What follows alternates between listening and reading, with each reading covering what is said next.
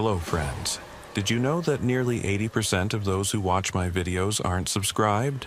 If you enjoy the content, I'd truly appreciate it if you hit that subscribe button. It helps a lot. Also, don't forget to leave a like and share your thoughts in the comments. Your interaction not only supports the channel's growth, but also helps these stories reach more people. Thank you all for being here. By the way, where are you watching from? Let me know in the comments.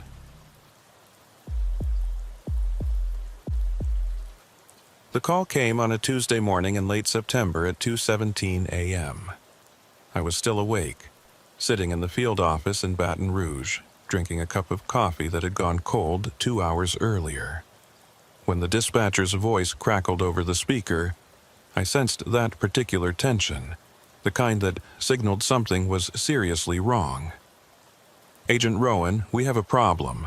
The last signal from federal confidential informant Marcus Landry came in at 1:52 a.m., 40 miles south of Baton Rouge, near Bayou Sorrel. The dispatcher's voice trailed off. GPS coordinates are fixed but immobile.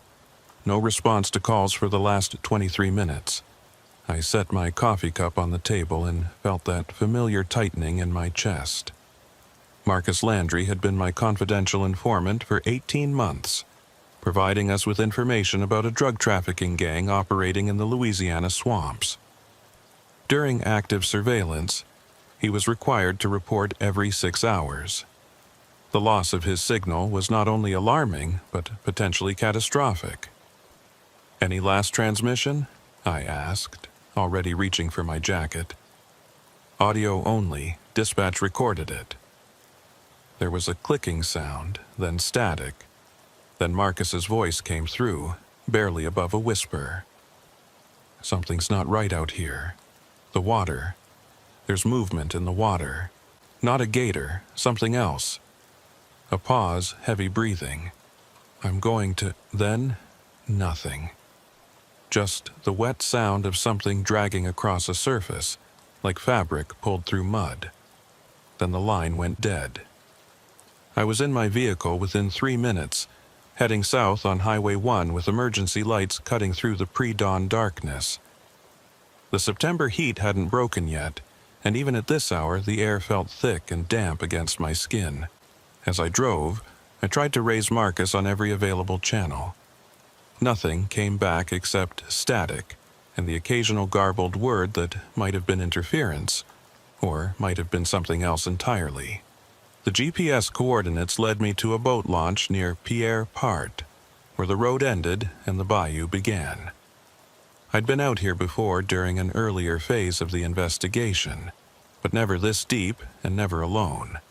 The launch was deserted, except for my vehicle and one other, a rusted pickup truck that I recognized as belonging to Marcus.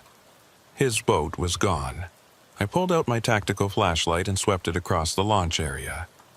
The beam caught fresh tire tracks in the mud, recently made, leading down to where the water lapped against the concrete ramp. But there was something else too. Drag marks, as if something heavy had been pulled from the truck bed to the water's edge. The marks were irregular, not like a boat trailer would make. More organic somehow. The air smelled wrong. Bayou water always has that particular scent. A mix of decay and life, mud and vegetation. But this was different, sharper, almost metallic, like old blood mixed with something I couldn't quite identify. I've been doing this work for 12 years, and I've learned to trust my instincts about smell. This smell was telling me to turn around. Instead, I called it in. "Dispatch, Agent Rowan, I'm at the Pierre Part launch. Subject's vehicle is here, but no sign of subject, requesting backup in a search boat." The response came back within seconds. "Copy that, Agent Rowan. Closest backup is 40 minutes out. Marine unit is 2 hours minimum. Do you want to wait for support?" I looked out at the dark water, knowing that every minute counted if Marcus was still alive out there. The GPS coordinates placed his last known location about 3 miles into the swamp, following the cypress-lined channels that wound through the marsh like veins. 3 miles wasn't far by land, but in a Louisiana swamp at 3 in the morning, it might as well have been another country. "Negative," I said. "I'm going in. I'll maintain radio contact." I should have waited. That's what the protocols say, what my training demanded. But Marcus was my responsibility, and if there was even a chance he was alive, injured, waiting for help in that black water, I couldn't justify sitting on my hands for 2 hours while a Marine unit mobilized. There was a rental agency next to the launch that kept a few aluminum boats chained up for fishermen. I knew the owner, a man named Boudreaux, who'd helped us before. I called him, woke him up, explained the situation. He gave me permission to take one of the boats and the location of the key. Within 10 minutes, I had a 12-foot aluminum boat in the water with a small outboard motor attached. The motor started on the third pull, coughing blue smoke into the humid air.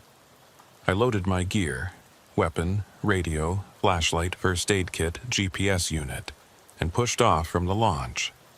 The boat rocked as it found its equilibrium in the dark water, and for a moment, I just sat there, feeling the vastness of the swamp opening up around me like a living thing. The beam of my flashlight cut through the darkness ahead, illuminating a narrow channel between towering cypress trees. Spanish moss hung from the branches like gray curtains, perfectly still in the windless air. The water was black as oil, reflecting nothing, absorbing everything. I could see about 20 feet ahead before the light simply stopped, swallowed by the darkness. I followed the GPS coordinates, keeping the motor at low throttle to minimize noise. The channel twisted and turned, splitting into smaller channels that split again, creating a maze of waterways that all looked identical in the dark. Without the GPS, I would have been hopelessly lost within minutes. The cypresses crowded closer on both sides, their knobby roots breaking the water's surface like knuckles. After about a mile, I cut the motor to listen. The silence was immediate and total. No birds, no insects, no sound of wind or water moving. Just a dead, heavy silence that pressed against my eardrums. I tried the radio again. "Dispatch, Agent Rowan. I'm approximately 1 mile in, heading southwest towards subject's last known position. Radio check." The response came back broken and distorted. "Opie. Rowan. Signal. Weak?" I repeated the transmission, but got only static in return. Not unusual in the swamp. The dense vegetation and the minerals in the water could play hell with radio signals, but it added another layer of isolation to an already tense situation. I restarted the motor and continued deeper into the bayou. The channel narrowed further until the cypress branches nearly met overhead, blocking out what little starlight penetrated the cloud cover. My flashlight beam became the only source of illumination, and I found myself checking behind me more and more frequently, unable to shake the feeling that something was following just beyond the reach of the light. At the 2-mile mark, I saw the first sign of Marcus, a piece of his equipment, a waterproof document bag we'd issued him, floating in the water near the base of a large cypress. I cut the motor and drifted closer, using an oar to fish the bag out of the water. It was open, empty, the seal broken. Marcus wouldn't have opened it out here unless something had gone seriously wrong. I played the flashlight beam across the surrounding water, looking for any other signs. That's when I noticed the marks on the cypress trunk. Long, parallel gouges in the bark, fresh enough that the wood underneath still showed pale and raw. 4 marks, evenly spaced, starting about 3 feet above the waterline and dragging down, like something with claws had tried to climb the tree, or pull itself up from the water. The hair on the back of my neck stood up. Louisiana gators don't climb trees, and even if they did, their claws don't make marks like that. These were too deliberate, too evenly spaced, almost like fingers. I checked the GPS. Marcus's last known position was less than half a mile ahead, where the channel opened into a wider area marked on the map as Cypress Sink. I'd never been there before, but I'd heard the local fishermen talk about it. A deep pool surrounded by ancient cypress trees. A place where the water was said to be over 30 feet deep in the center. They said things got lost in Cypress Sink. Boats, equipment, people. The water had a current there that pulled things down and never gave them back.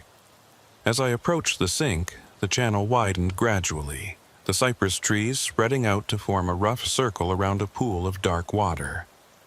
The surface was perfectly still, like glass, reflecting the beam of my flashlight back at me. I cut the motor again and let the boat drift into the open area. "Marcus," I called out, my voice sounding small and flat in the open air. "Marcus Landry, can you hear me? It's Agent Rowan." Nothing. Not even an echo. The sound just died, absorbed by the water and the trees as if it had never existed. I checked the GPS again. The coordinates placed Marcus's last signal right here, in the center of Cypress Sink. I played my flashlight across the water, looking for any sign of him or his boat. The beam caught something near the far edge of the sink, a shape that didn't belong. I paddled closer, my heart rate climbing. It was Marcus's boat, or what was left of it. The aluminum hull was crumpled inward on one side, as if something had grabbed it and crushed it like a beer can. It was partially submerged, the bow pointing up at an angle, while the stern sat below the waterline. There was no sign of Marcus. I brought my boat alongside and examined the damage more closely. The metal was bent inward in a pattern that made no sense, not like it had hit a submerged log or rock, but like it had been squeezed by something with tremendous force. The edges of the torn metal were sharp and clean, as if whatever had done this had punched through the hull from outside. Inside the boat, I found Marcus's radio and his weapon, both still secured in their cases. If he'd abandoned ship, he'd done it so quickly that he hadn't grabbed either one. There was also his phone, the screen cracked but still powered on. I picked it up carefully, noting the water damage but hoping it might still hold some information. The phone's lock screen showed 1:47 a.m., 5 minutes before his last transmission. I tried to unlock it, but the screen was too damaged to respond to touch. I bagged it as evidence, making a mental note to have the tech team pull whatever data they could from it. That's when I heard it. A sound from somewhere in the darkness beyond my flashlight beam. It started low, almost subsonic. A rumble that I felt in my chest more than heard with my ears. Then it rose in pitch, becoming something between a groan and a hiss. Wet, organic, utterly unlike anything I'd ever heard before. I spun the flashlight towards the sound, but the beam showed nothing except dark water and the black silhouettes of cypress trees. The sound continued for several seconds, then stopped as abruptly as it had started. The silence that followed was somehow worse than the sound itself. I keyed my radio. "Dispatch, this is Agent Rowan. I've located subject's boat. Vessel is damaged and subject is not on board. Requesting immediate assistance and marine unit at Cypress Sink coordinates." I read off the GPS numbers. The radio crackled back with broken words. "OP, sending, caution. They're strange. Repeat, last, dispatch. You're breaking up. Other team, sink, years, never." The transmission dissolved into static. I tried several more times to raise them, but got nothing except white noise. I was effectively on my own. I made a decision. I would do a quick perimeter search of Cypress Sink, looking for any sign of Marcus, then return to the launch and wait for backup. No heroics, no unnecessary risks.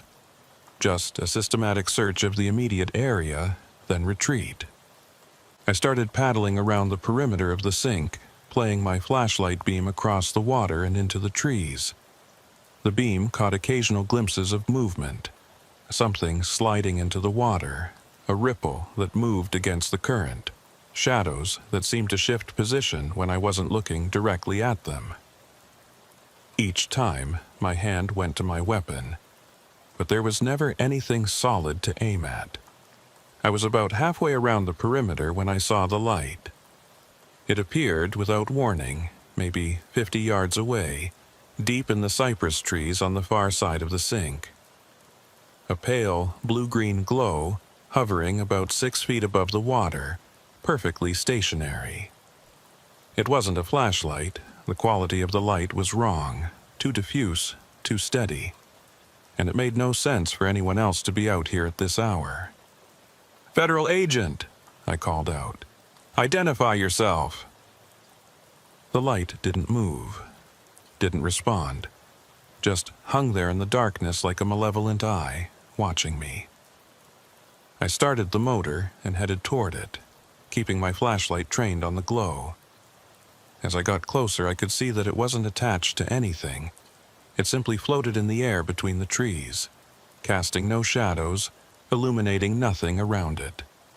The color reminded me of foxfire, the bioluminescent fungi that sometimes grew on rotting wood, but foxfire doesn't float, and it doesn't glow that brightly. When I was about 20 yards away, the light moved. It didn't bob or drift like something suspended in air. It shot sideways with sudden violent speed, disappearing behind a cluster of cypress trees. I swung the boat to follow it, but when I came around the trees, there was nothing there. The light was gone. I killed the motor again and listened. For a moment, there was only silence. Then I heard it, a sound like wet breathing, rhythmic and slow, coming from somewhere close by. Too close. I spun the flashlight in a circle, checking all sides of the boat, but saw nothing. The breathing stopped. In its place came a new sound, something moving through the water just below the surface. I could see the ripples it created, moving in a circle around my boat, maybe 10 feet out. Whatever it was large. Larger than any gator I'd ever encountered. I drew my weapon and aimed at the ripples, tracking their movement. My finger rested on the trigger, every muscle in my body tensed. The ripples moved faster, tightening the circle, 5 feet out now, close enough that I could have hit it with a thrown rock. Then they stopped. The water went still. The breathing sound faded away, and I was alone again in the silence. I sat there for what felt like hours but was probably only minutes, heart pounding, weapon drawn, waiting for something to happen. Nothing did. The water remained still. The darkness remained complete except for my flashlight beam. The swamp had swallowed whatever had been circling my boat, pulled it back down into the depths where it belonged. I made the decision to retreat. Whatever had happened to Marcus, whatever had damaged his boat, I wasn't going to find answers out here in the dark. I needed daylight, backup, and proper equipment. I holstered my weapon, started the motor, and headed back toward the channel that would lead me out of Cypress Sink. The GPS showed the way clearly, but as I followed it, I noticed something strange. The route I'd taken to get here, the twisting channel through the cypress trees, didn't match the route the GPS was showing me now. It was close, but not identical. The turns were slightly different. The distances between landmarks didn't quite line up. It was as if the channel itself had shifted while I'd been in the sink. I told myself it was just GPS error, signal degradation from the swamp environment, my own adrenaline-fueled misremembering of the route in. But I couldn't shake the feeling that something about the geography had changed, that the swamp had rearranged itself while I wasn't paying attention. The trip back to the launch took longer than the trip in. The channel seemed narrower, more restrictive. Twice, I had to backtrack when the GPS indicated I'd gone the wrong way. The motor sputtered several times, coughing, and nearly dying before catching again. And all the while, I couldn't shake the sensation of being followed, of something keeping pace with me just beyond the reach of my flashlight. When I finally emerged from the channel and saw the lights of the boat launch ahead, The relief was almost overwhelming. The sun was just starting to lighten the eastern horizon, turning the sky from black to deep purple. I'd been in the swamp for nearly 3 hours, though it felt like much longer. Backup had arrived while I was gone. 2 patrol units and an FBI vehicle. Special Agent Dalton Briggs was waiting for me at the launch, along with 2 local deputies. Briggs was a veteran agent, 20 years with the Bureau, and someone whose judgment I trusted implicitly. "Rowan," he called out as I tied up the boat. "You look like hell. What happened out there?" I climbed out of the boat, my legs unsteady on solid ground. "Marcus is gone. I found his boat, damaged, no sign of him. Something's wrong out there, Briggs. Something that doesn't fit." I spent the next hour giving my report while the sun came up over the bayou. I told them everything: the damaged boat, the strange sounds, the light, the movement in the water. I could see the skepticism in some of their eyes, the way Briggs's expression tightened when I described the floating light and the breathing sounds.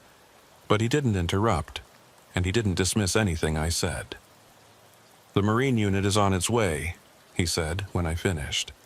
"They'll do a full search of Cypress Sink and the surrounding area. We're also bringing in a dive team from New Orleans. If Marcus is in that water, we'll find him." But they didn't. The Marine unit searched for 3 days, covering every inch of Cypress Sink and the channels around it. The dive team went down as deep as they could safely go, probing the murky bottom with specialized equipment. They found nothing. No body, no additional evidence, no explanation for what had happened to Marcus Landry. They did find something else, though. When the dive team examined Marcus's boat more closely in daylight, they discovered traces of an organic compound in the damaged metal, something the initial analysis couldn't identify. It wasn't fish slime, wasn't plant matter, wasn't anything in the standard database. The lab kept the samples for further analysis, but no conclusive results ever came back. The official report listed Marcus Landry as missing, presumed dead, cause unknown. The investigation was kept open but moved to cold case status after 6 months. The drug trafficking operation we'd been investigating fell apart without Marcus's intelligence, and the people he'd been feeding us information about scattered to the wind. But that's not the end of the story. At least not for me. I went back to Cypress Sink 3 more times over the following weeks. Always in daylight, always with backup. I wanted to understand what I'd encountered that night, to find some rational explanation for the sounds, the light, the movement in the water. Each time the place seemed different, quieter, emptier, more like just another Louisiana swamp and less like the malevolent presence it had felt like in the darkness. The floating light never appeared again. Neither did the breathing sounds or the circling ripples. It was as if whatever had been there that night had retreated back into the deep places, content to remain hidden in the daylight world. But sometimes, late at night when I'm trying to fall asleep, I hear it again. That wet, dragging sound from Marcus's last transmission. The sound of something moving through water. Something that doesn't belong. And I remember that circle of ripples around my boat, the way they tightened like a noose, the way they stopped just before reaching me. Whatever was in Cypress Sink that night, it let me go. It could have done to me what it did to Marcus, could have crushed my boat and pulled me down into that black water. But it didn't. Sometimes I wonder if it was mercy. Other times I think it was something else. A warning, maybe, or a message. Stay out of the deep places. Some investigations aren't meant to be concluded. Some questions aren't meant to be answered. I still have Marcus's phone in an evidence box in my office. The tech team was never able to recover any data from it. The water damage was too severe.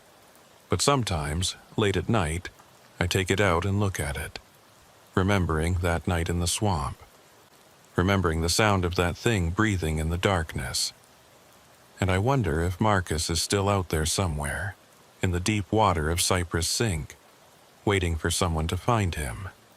Or if he became something else, something that belongs to the swamp now, something that watches from the shadows when other agents come looking for answers in the darkness. I don't go into the bayous alone anymore, and I never go out at night. Some lessons you only need to learn once. The second incident happened exactly 2 months after Marcus Landry disappeared.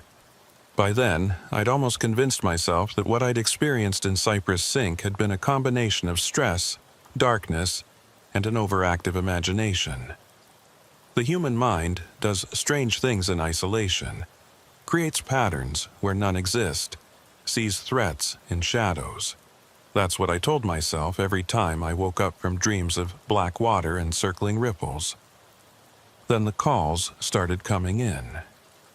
The first one was from a local fisherman named Raymond Hebert, a man who'd spent his entire life navigating the bayous south of Baton Rouge. He'd been night fishing near Cypress Sink when his boat motor died. Not unusual.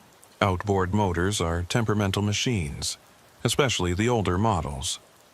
What was unusual was what he reported hearing while he sat in the darkness, waiting for dawn so he could paddle back to shore. It was like singing, he told me over the phone, his Cajun accent thick with something that might have been fear. But not any singing I ever heard before.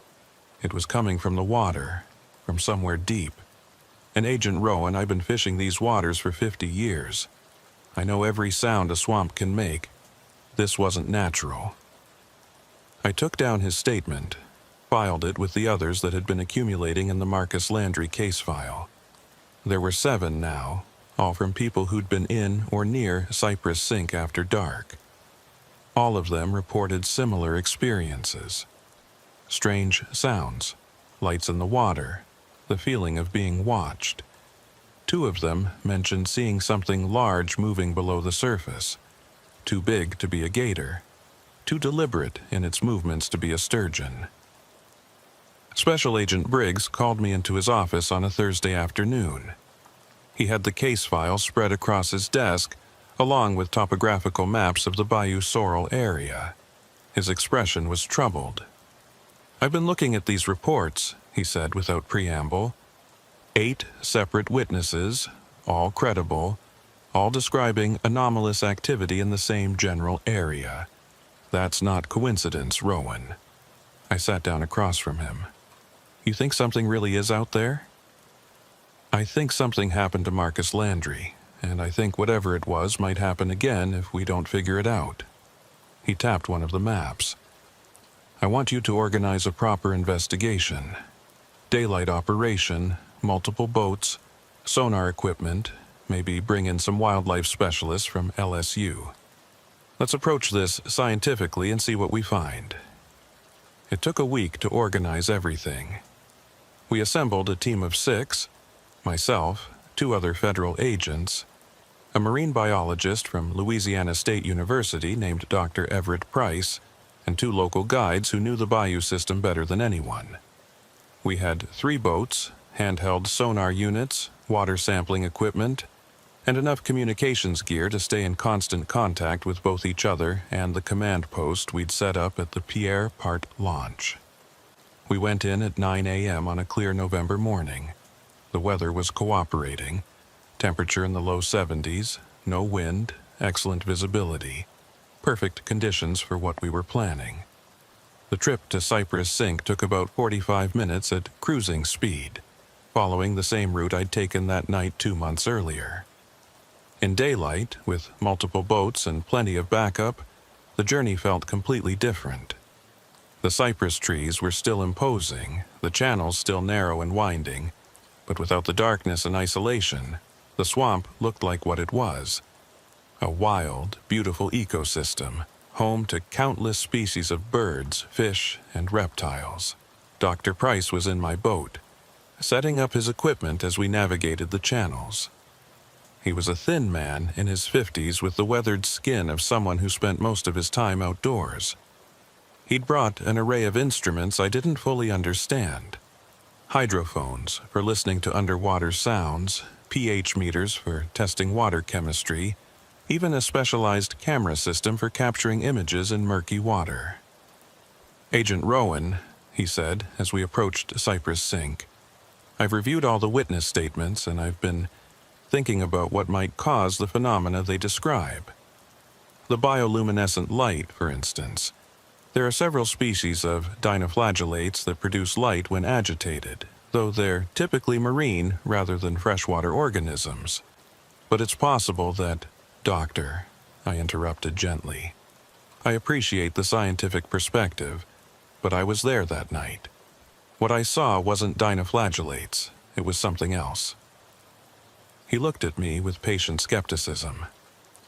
"I understand you had a traumatic experience, Agent, but in my experience, most unusual sightings have perfectly rational explanations once we gather sufficient data. That's why we're here, to collect that data." We emerged into Cypress Sink just before 10 a.m. In daylight, the place looked nothing like the malevolent void I remembered. The water was still dark, but you could see the brownish color was from tannins leached from the cypress roots, not from impossible depth. The trees around the perimeter were ancient and impressive, their gnarled trunks and hanging moss giving the area a cathedral-like atmosphere. It was beautiful in its own wild way. The other two boats joined us in the center of the sink.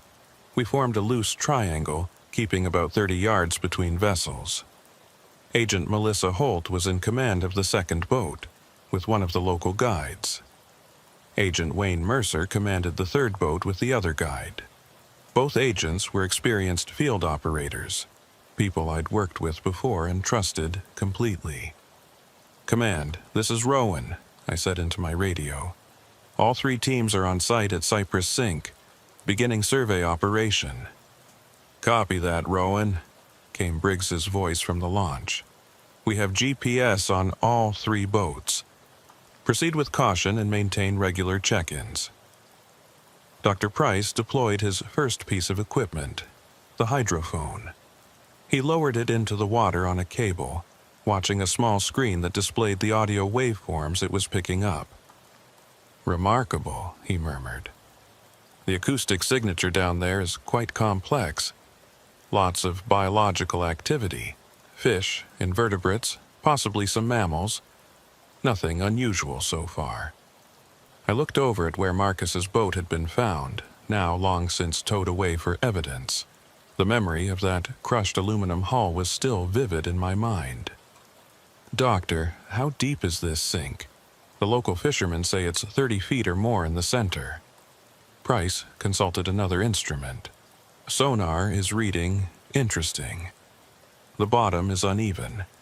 Looks like there's a depression in the center, possibly a sinkhole. The deepest point is measuring at 43 feet. Quite deep for a bayou system. 43 feet. Deep enough to hide a body. Deep enough to hide something larger than a body." Agent Holt's voice came through the radio. "Rowan, I'm getting some strange readings on my fish finder, showing a large mass at about 20 feet, maybe 50 yards to your northeast. Moving slowly." I turned my boat in that direction, Dr. Price still monitoring his equipment. "How large?" "Hard to say. The return is diffuse, not solid. Could be a school of fish, could be a large submerged log, could be— hell, I don't know what else it could be." As we motored toward the contact, Price's hydrophone suddenly came alive with sound. He adjusted the volume, and we could all hear it. A low-frequency rumble, almost subsonic, that seemed to be coming from somewhere deep below us. It rose and fell in a rhythmic pattern, not quite regular enough to be mechanical, but too regular to be random.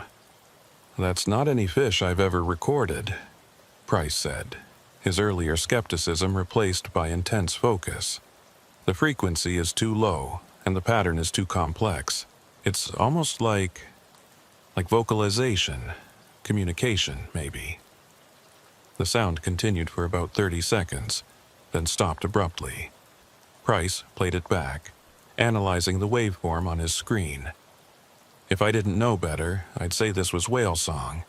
But we're in a freshwater bayou in Louisiana, so that's impossible. I keyed my radio. All units, did everyone hear that sound through the hydrophones? Both other boats confirmed they had. Agent Mercer added, and not just through the hydrophones. We heard it through the hull of the boat, too. Whatever made that sound, it's big and it's close. We spent the next 2 hours systematically searching Cypress Sink, running sonar sweeps, taking water samples, deploying underwater cameras. Price filled notebooks with observations, growing increasingly puzzled by what we were finding. The water chemistry is unusual, he said, frowning at his pH meter. More acidic than it should be, and there are trace minerals I can't identify without laboratory analysis. The temperature is also strange. It's several degrees colder than the surrounding bayou water, which suggests an underground spring feeding this sink. That could explain the unusual depth. The underwater cameras captured murky footage of the bottom. Lots of fallen logs, some old tires and debris, the skeletal remains of several large fish. But nothing that would explain Marcus's disappearance or the reports from witnesses. At around noon, we broke for lunch, all 3 boats rafting together in the center of the sink. The local guides shared their thoughts about the area as we ate. "My pawpaw used to fish here when he was young," said one of them, a man named Jules Thibodeau. "He told me stories about this place. Said the old Chitimacha Indians wouldn't come here, called it a bad water. Said things went in and didn't come out." "Superstition," Dr. Price said dismissively. "Every isolated body of water has legends attached to it." "Maybe," Jules said, unbothered by Price's skepticism. "But my pawpaw was a practical man, Agent, not given to tall tales. And he told me he saw something here once when he was a boy. Something big in the water, bigger than any gator. Said it surfaced for just a moment, just long enough for him to see it wasn't any animal he recognized. Then it went back down and never came up again." I thought about the ripples that had circled my boat that night, the way they'd tightened around me like a predator assessing prey. Did he say what it looked like? He wouldn't talk about it in detail. But he never came back here after that day, and he warned me to stay away too. Of course, I didn't listen. Been guiding fishing trips out here for years, and I never seen nothing unusual. He paused. Until 2 months ago, night after that federal man disappeared. I was running a late trip, and we passed by here around 11 p.m. We all heard it, that singing sound, like what we heard today, but louder, clearer. Scared my clients so bad they insisted we head back immediately. I didn't argue with them. The afternoon passed without incident. We continued our surveys, documented everything we could, collected samples that Dr. Price promised to analyze thoroughly. By 3 p.m., we'd covered every section of Cypress Sink at least twice. We'd found nothing that would explain the anomalies, nothing that would account for Marcus's disappearance. "I think we should call it," Agent Holt said over the radio. "We've been thorough, and we're not finding anything actionable. Maybe whatever was here that night is gone now." I was about to agree when Dr. Price's equipment came alive again. The hydrophone was picking up that same low-frequency sound, but louder this time, closer. And there was something else, a higher-pitched sound layered over it, almost like clicks or snaps. "That's echolocation," Price said, excitement creeping into his voice. "Something down there is using sonar mapping its environment. But the signature is all wrong for any freshwater species I know. The frequency range is too broad, too sophisticated." The clicking sounds intensified, and I realized they were coming from multiple directions. Whatever was making them, there was more than one, and they were surrounding us. "All boats, stay close," I ordered, feeling that familiar tension returning to my chest. "Keep engines running and be ready to move." The clicking sounds continued for perhaps a minute. seeming to move around us in a coordinated pattern. Then they stopped. The silence that followed was absolute. Even the normal background sounds of the swamp seemed to have ceased. No birds, no insects, no fish breaking the surface. That's when Agent Mercer's voice came through the radio, tight with tension. "Rowan, I've got visual contact with something. Northeast of my position, maybe 40 yards out. It just surfaced briefly, then went back under." "Can you describe it?" "Negative. It was only visible for a second, maybe less, but it was big, really big."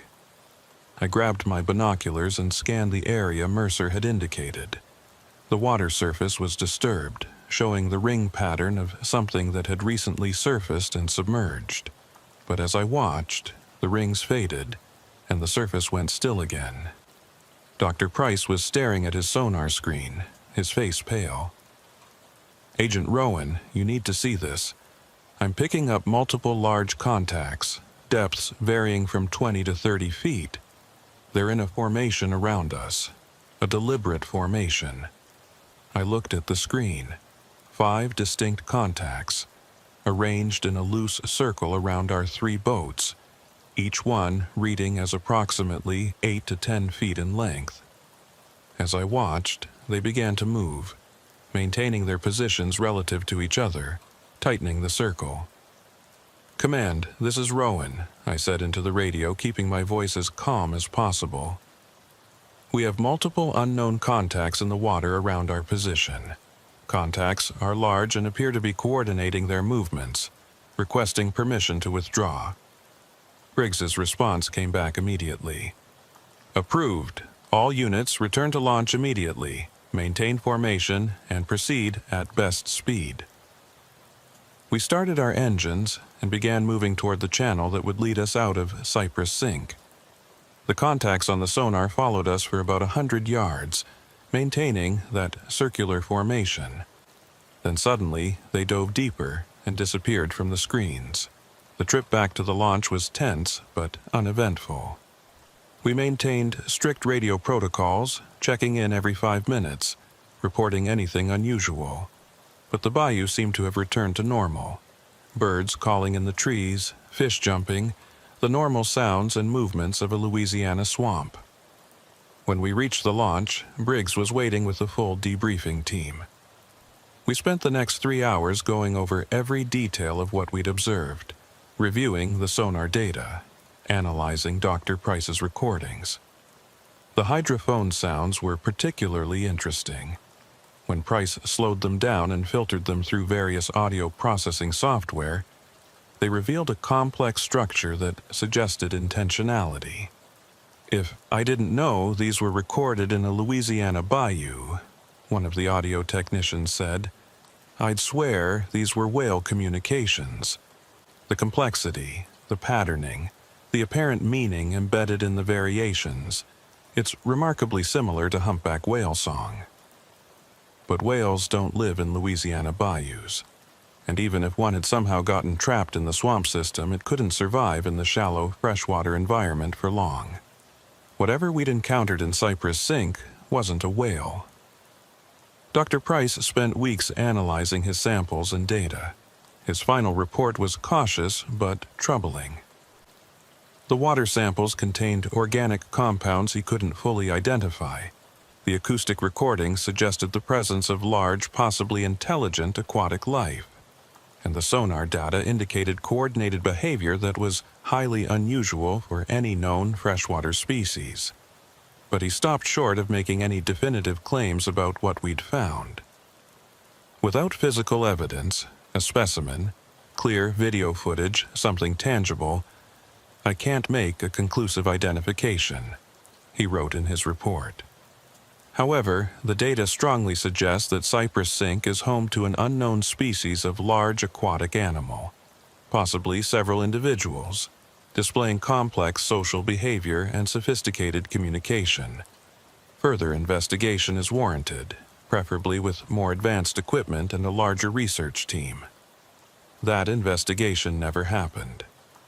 3 weeks after our expedition, the federal budget for the fiscal year was finalized, and there was no money allocated for mysterious aquatic creatures in Louisiana bayous.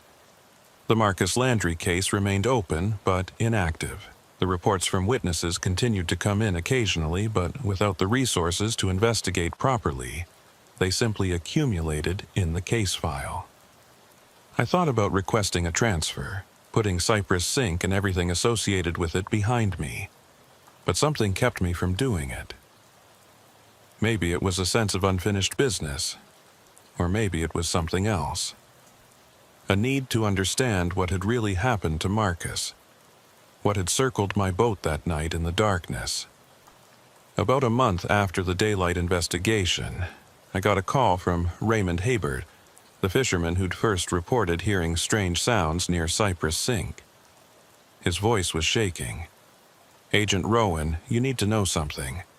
Last night I was out on the bayou, nowhere near Cypress Sink. I've been avoiding that place like you told me. But I heard them sounds again, that singing, coming from a different part of the swamp, maybe 5 miles north of the sink. Whatever's in there, Agent, it's moving. It's not staying in one place."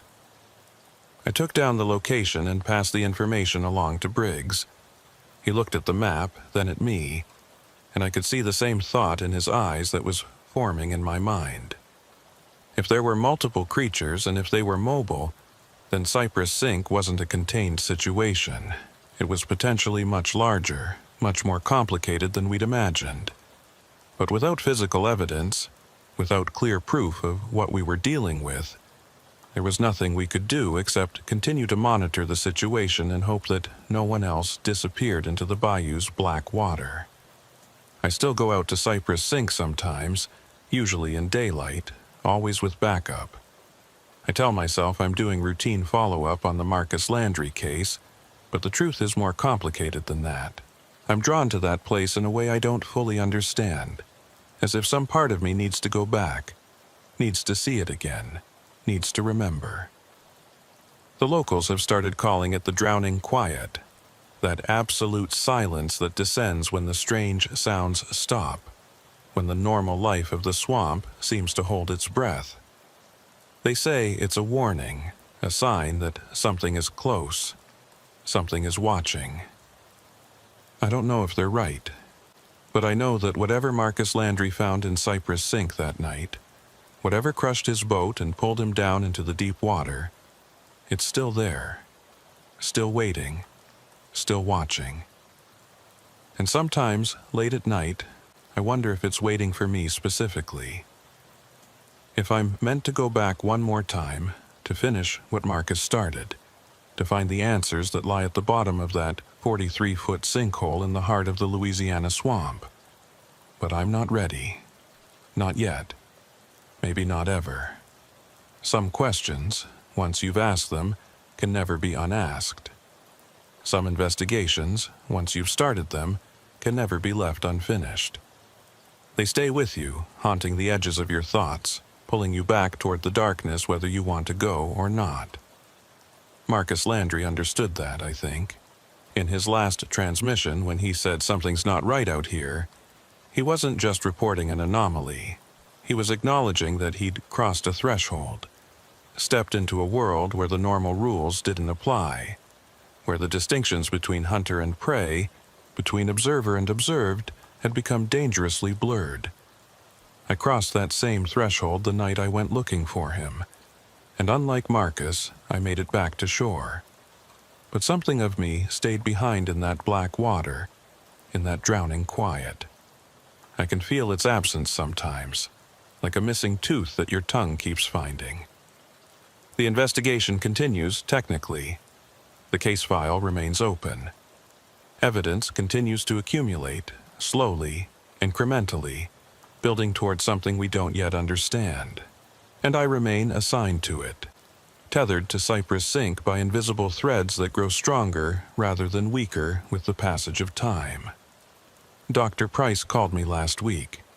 He'd been reviewing the acoustic recordings again, using new software, new analytical techniques.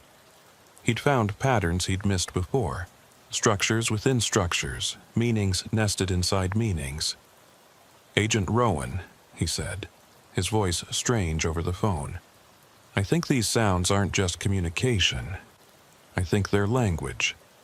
Real language with grammar and syntax and embedded information. And I think... He paused, and I could hear him breathing, trying to decide whether to continue. I think they were talking about us. The boats, you by name. I asked him to send me his analysis. He promised he would, but the data never arrived. When I tried to call him back the next day, his number was disconnected. His university email bounced back as undeliverable. It was as if Dr. Everett Price had simply ceased to exist. I tried to follow up, to track him down, but got nowhere. His department at LSU said he'd taken an indefinite leave of absence. His home address led to an empty house. Furniture still in place, but no sign of recent occupancy. His colleagues claimed not to have heard from him in weeks. The last message in his university voicemail was time-stamped at 11:47 p.m., 3 days before I'd tried to call him. It was just background noise at first. Wind, maybe, or water moving. And then that sound, that wet breathing I'd heard in Cypress Sink, close enough to the microphone that it distorted the recording. Then Dr. Price's voice, barely a whisper. I understand now. They've been here all along. We're the ones who don't belong. The message ended. There were no further communications. Special Agent Briggs told me to drop it, to focus on the Landry case and let university security handle the missing professor. But I knew there was a connection, knew that Price had found something in those recordings that had led him to some kind of revelation. A revelation that had cost him everything. I have the acoustic data on my personal drive now, encrypted and backed up in multiple locations. I've listened to it hundreds of times, trying to hear what Price heard, trying to understand the patterns he'd discovered. And sometimes, late at night with good headphones, I think I catch glimpses of it. Meanings that slide past just as I'm about to grasp them. Words in a language that predates human language, that exists in frequencies and rhythms we were never meant to decode. They were talking about us. By name. How is that possible? How could something living in a Louisiana bayou know my name, know who I am, unless they've been listening, watching, learning, for longer than we've been aware of them? Maybe for as long as humans have been navigating these waterways, maybe longer. The Chickamauga called it bad water, avoided it for reasons they never fully articulated. Maybe they knew. Maybe their ancestors had learned, over generations, that some places are meant to remain unexplored, some mysteries are meant to stay unsolved. The drowning quiet continues. Reports still come in, more frequently now, from a wider area.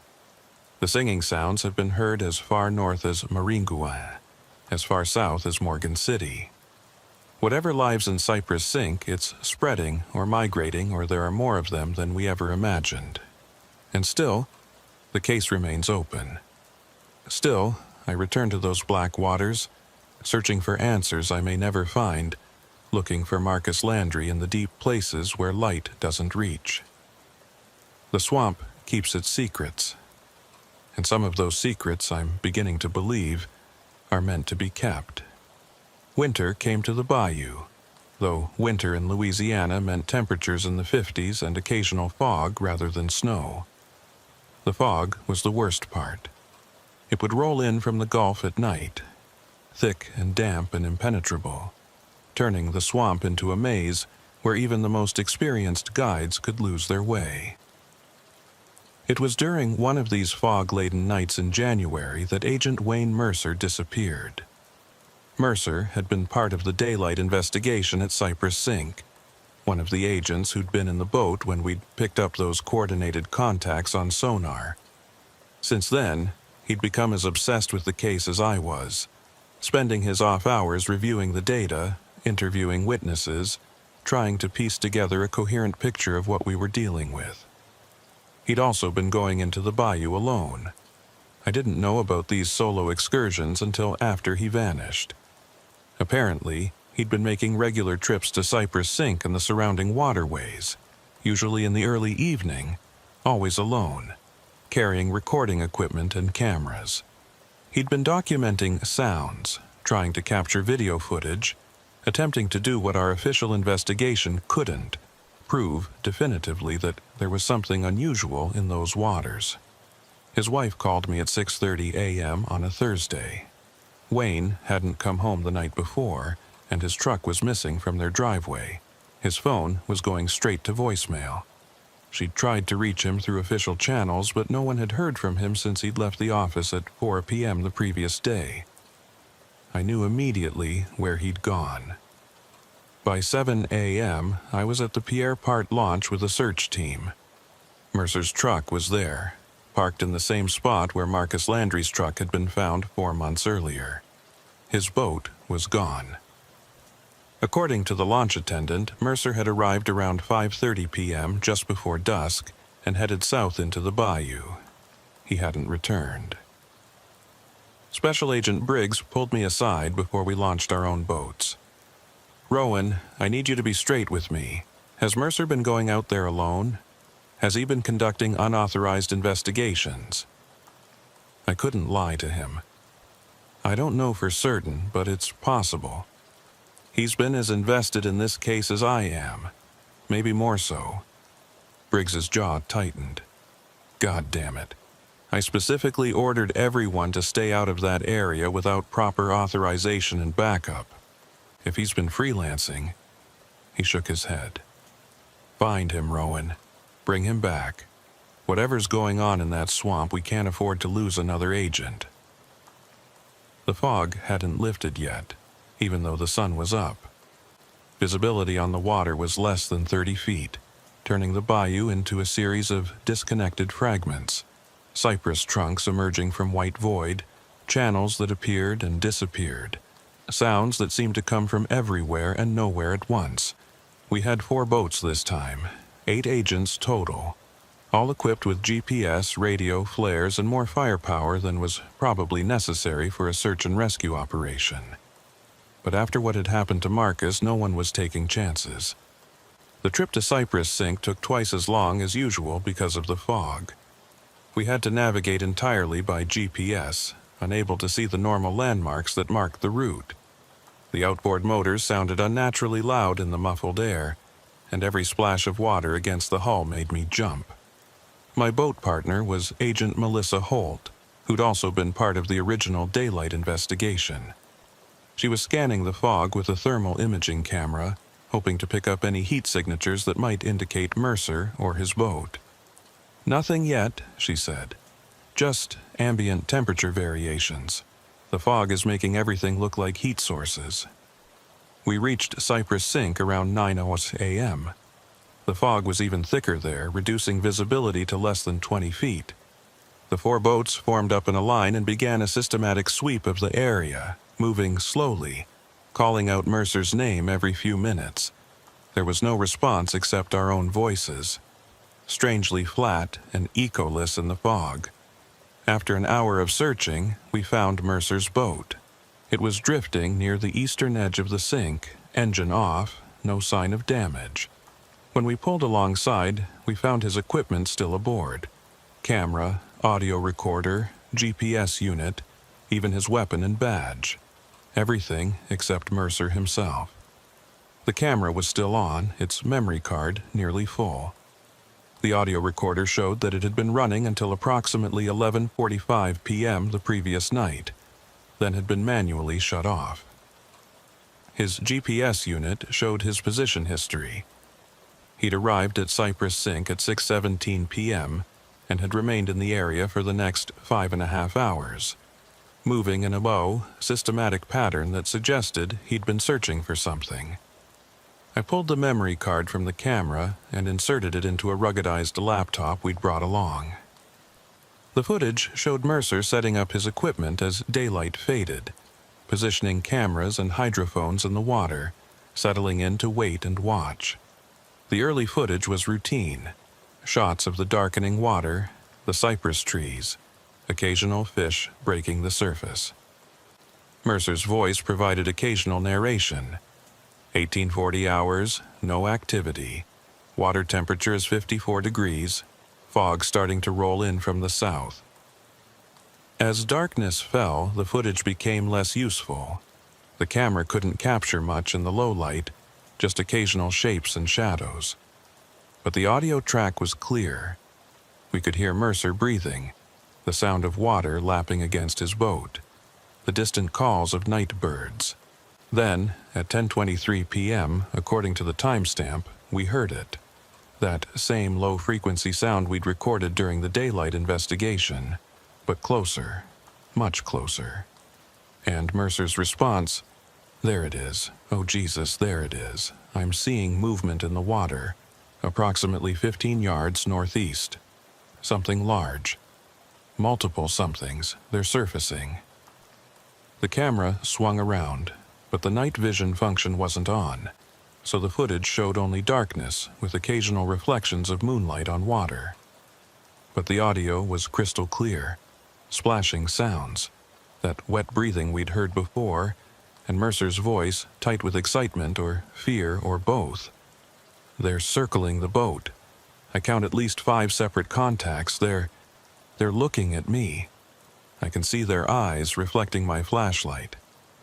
God, they're huge." A long pause, filled only with the sounds of movement in water and Mercer's rapid breathing. Then, "I'm going to try to communicate. I'm going to play back the recordings from last month, see if they respond." We heard the hydrophone recording start to play. Those same whale-like sounds Dr. Price had captured, the ones he'd believed were language. The sounds echoed across the water, tinny and strange from the boat's speakers. For a moment, nothing happened. Then the responses came, multiple sources, surrounding Mercer's boat. The sounds were different from the recorded ones, higher pitched, more complex, as if in answer to what Mercer had played. And underneath them, we could hear Mercer's voice, barely a whisper. "They're answering. They're actually answering. This is incredible. This is..." The recording cut off abruptly. Not gradually, not with any sound of something going wrong, just stopped. As if Mercer had reached over and hit the off button. But Mercer's audio recorder had kept running for another 22 minutes. I pulled the recorder from its mount and played those final minutes through the laptop's speakers. All of us listened in silence, our boats drifting in the fog. For the first few minutes after the camera stopped, there was only silence. Then Mercer's voice, so quiet we had to turn the volume all the way up to hear him. "I understand now. Price was right. They've been trying to communicate with us. We just didn't. We couldn't comprehend the scale of what they were saying." A long pause, then, "They're showing me something. In the water. They want me to see. I'm going to look." The sound of Mercer moving in the boat, leaning over the side. Then a sharp intake of breath. Oh God, it's Marcus. They kept him. They preserved him somehow. He's down there, suspended in the water, and he looks like he's asleep. But he's not asleep. He's part of it now. Part of their, I don't know what to call it, their colony, their collective. Another pause, longer this time. When Mercer spoke again, his voice had changed. Calmer, almost peaceful. "They're asking if I want to join. Not in words, but I understand them. They're offering. They don't mean harm. They never meant harm. We're too loud, too disruptive. We don't listen. We never learn to listen." A sound like water sloshing against the boat hull. Then, "I'm going to go with them, just for a little while, just to see, just to understand. If anyone finds this recording, tell my wife I'm sorry. Tell her I had to know. Tell her..."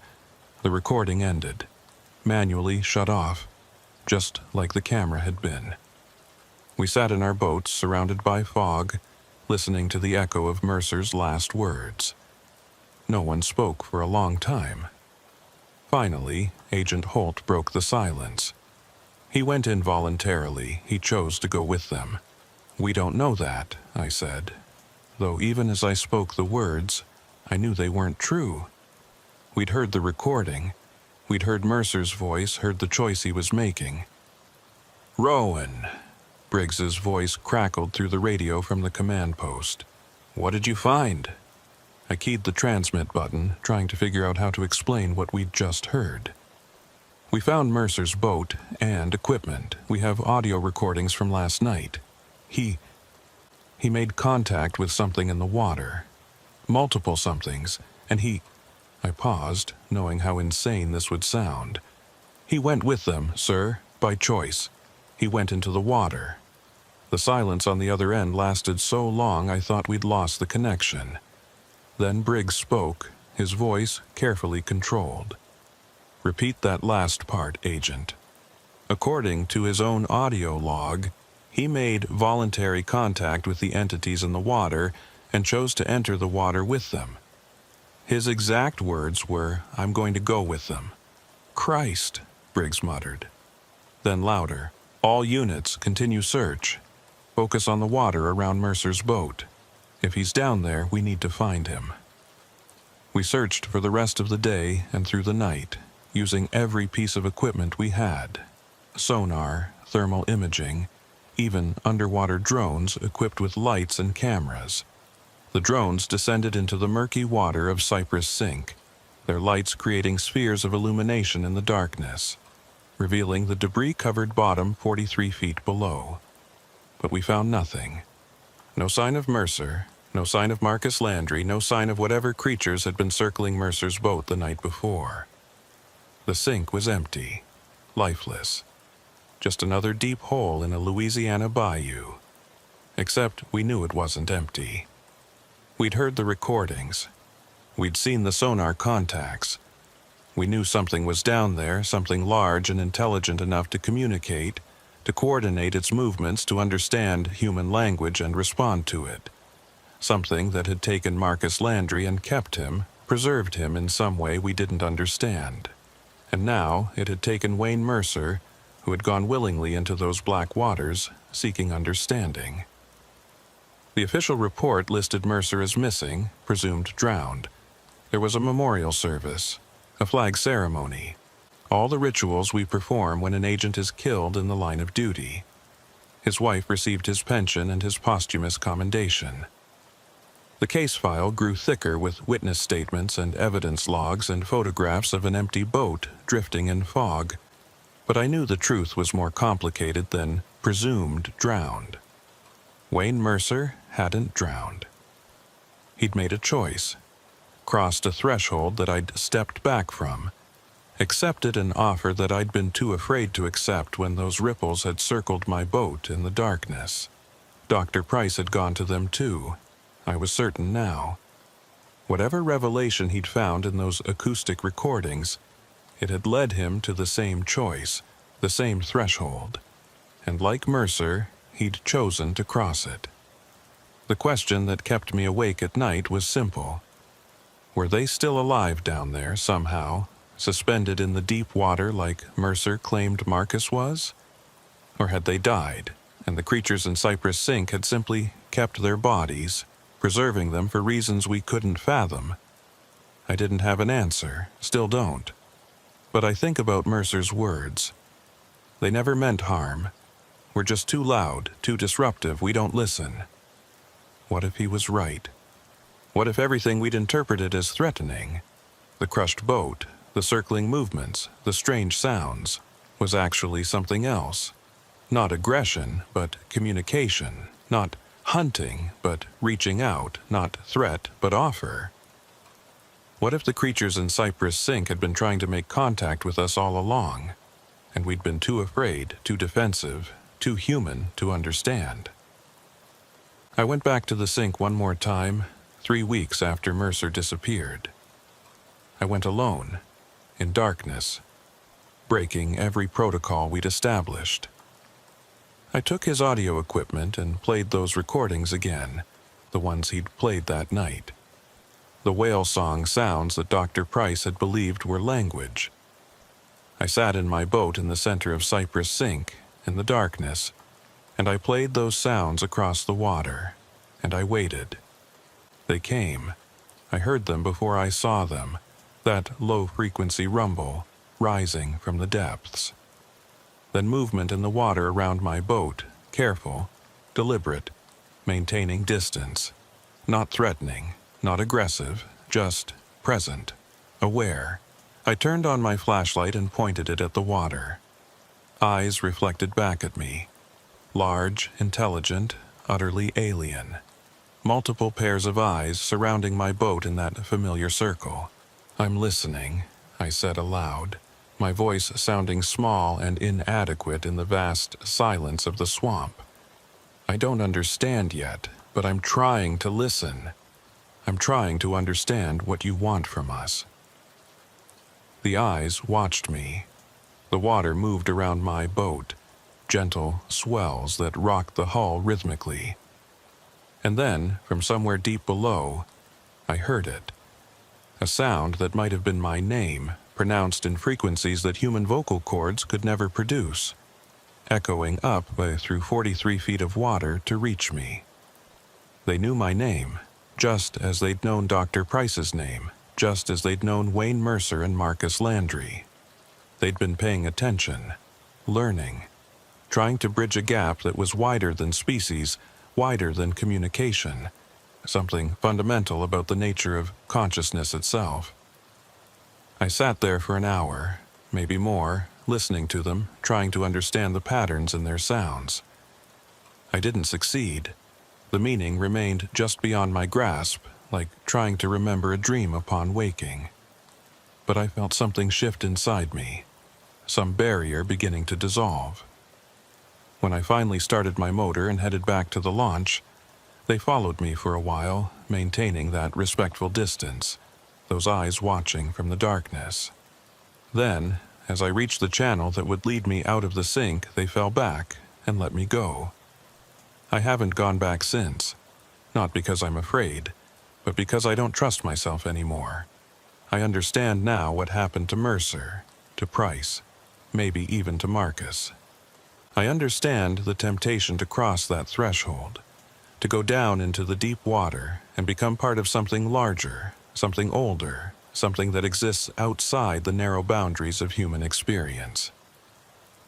The offer is still open. I can feel it sometimes, late at night, like a thread connecting me to those black waters. All I have to do is return one more time and say yes. Say I'm ready to listen, ready to understand, ready to join them in whatever strange communion they maintain in the depths. But I'm not ready.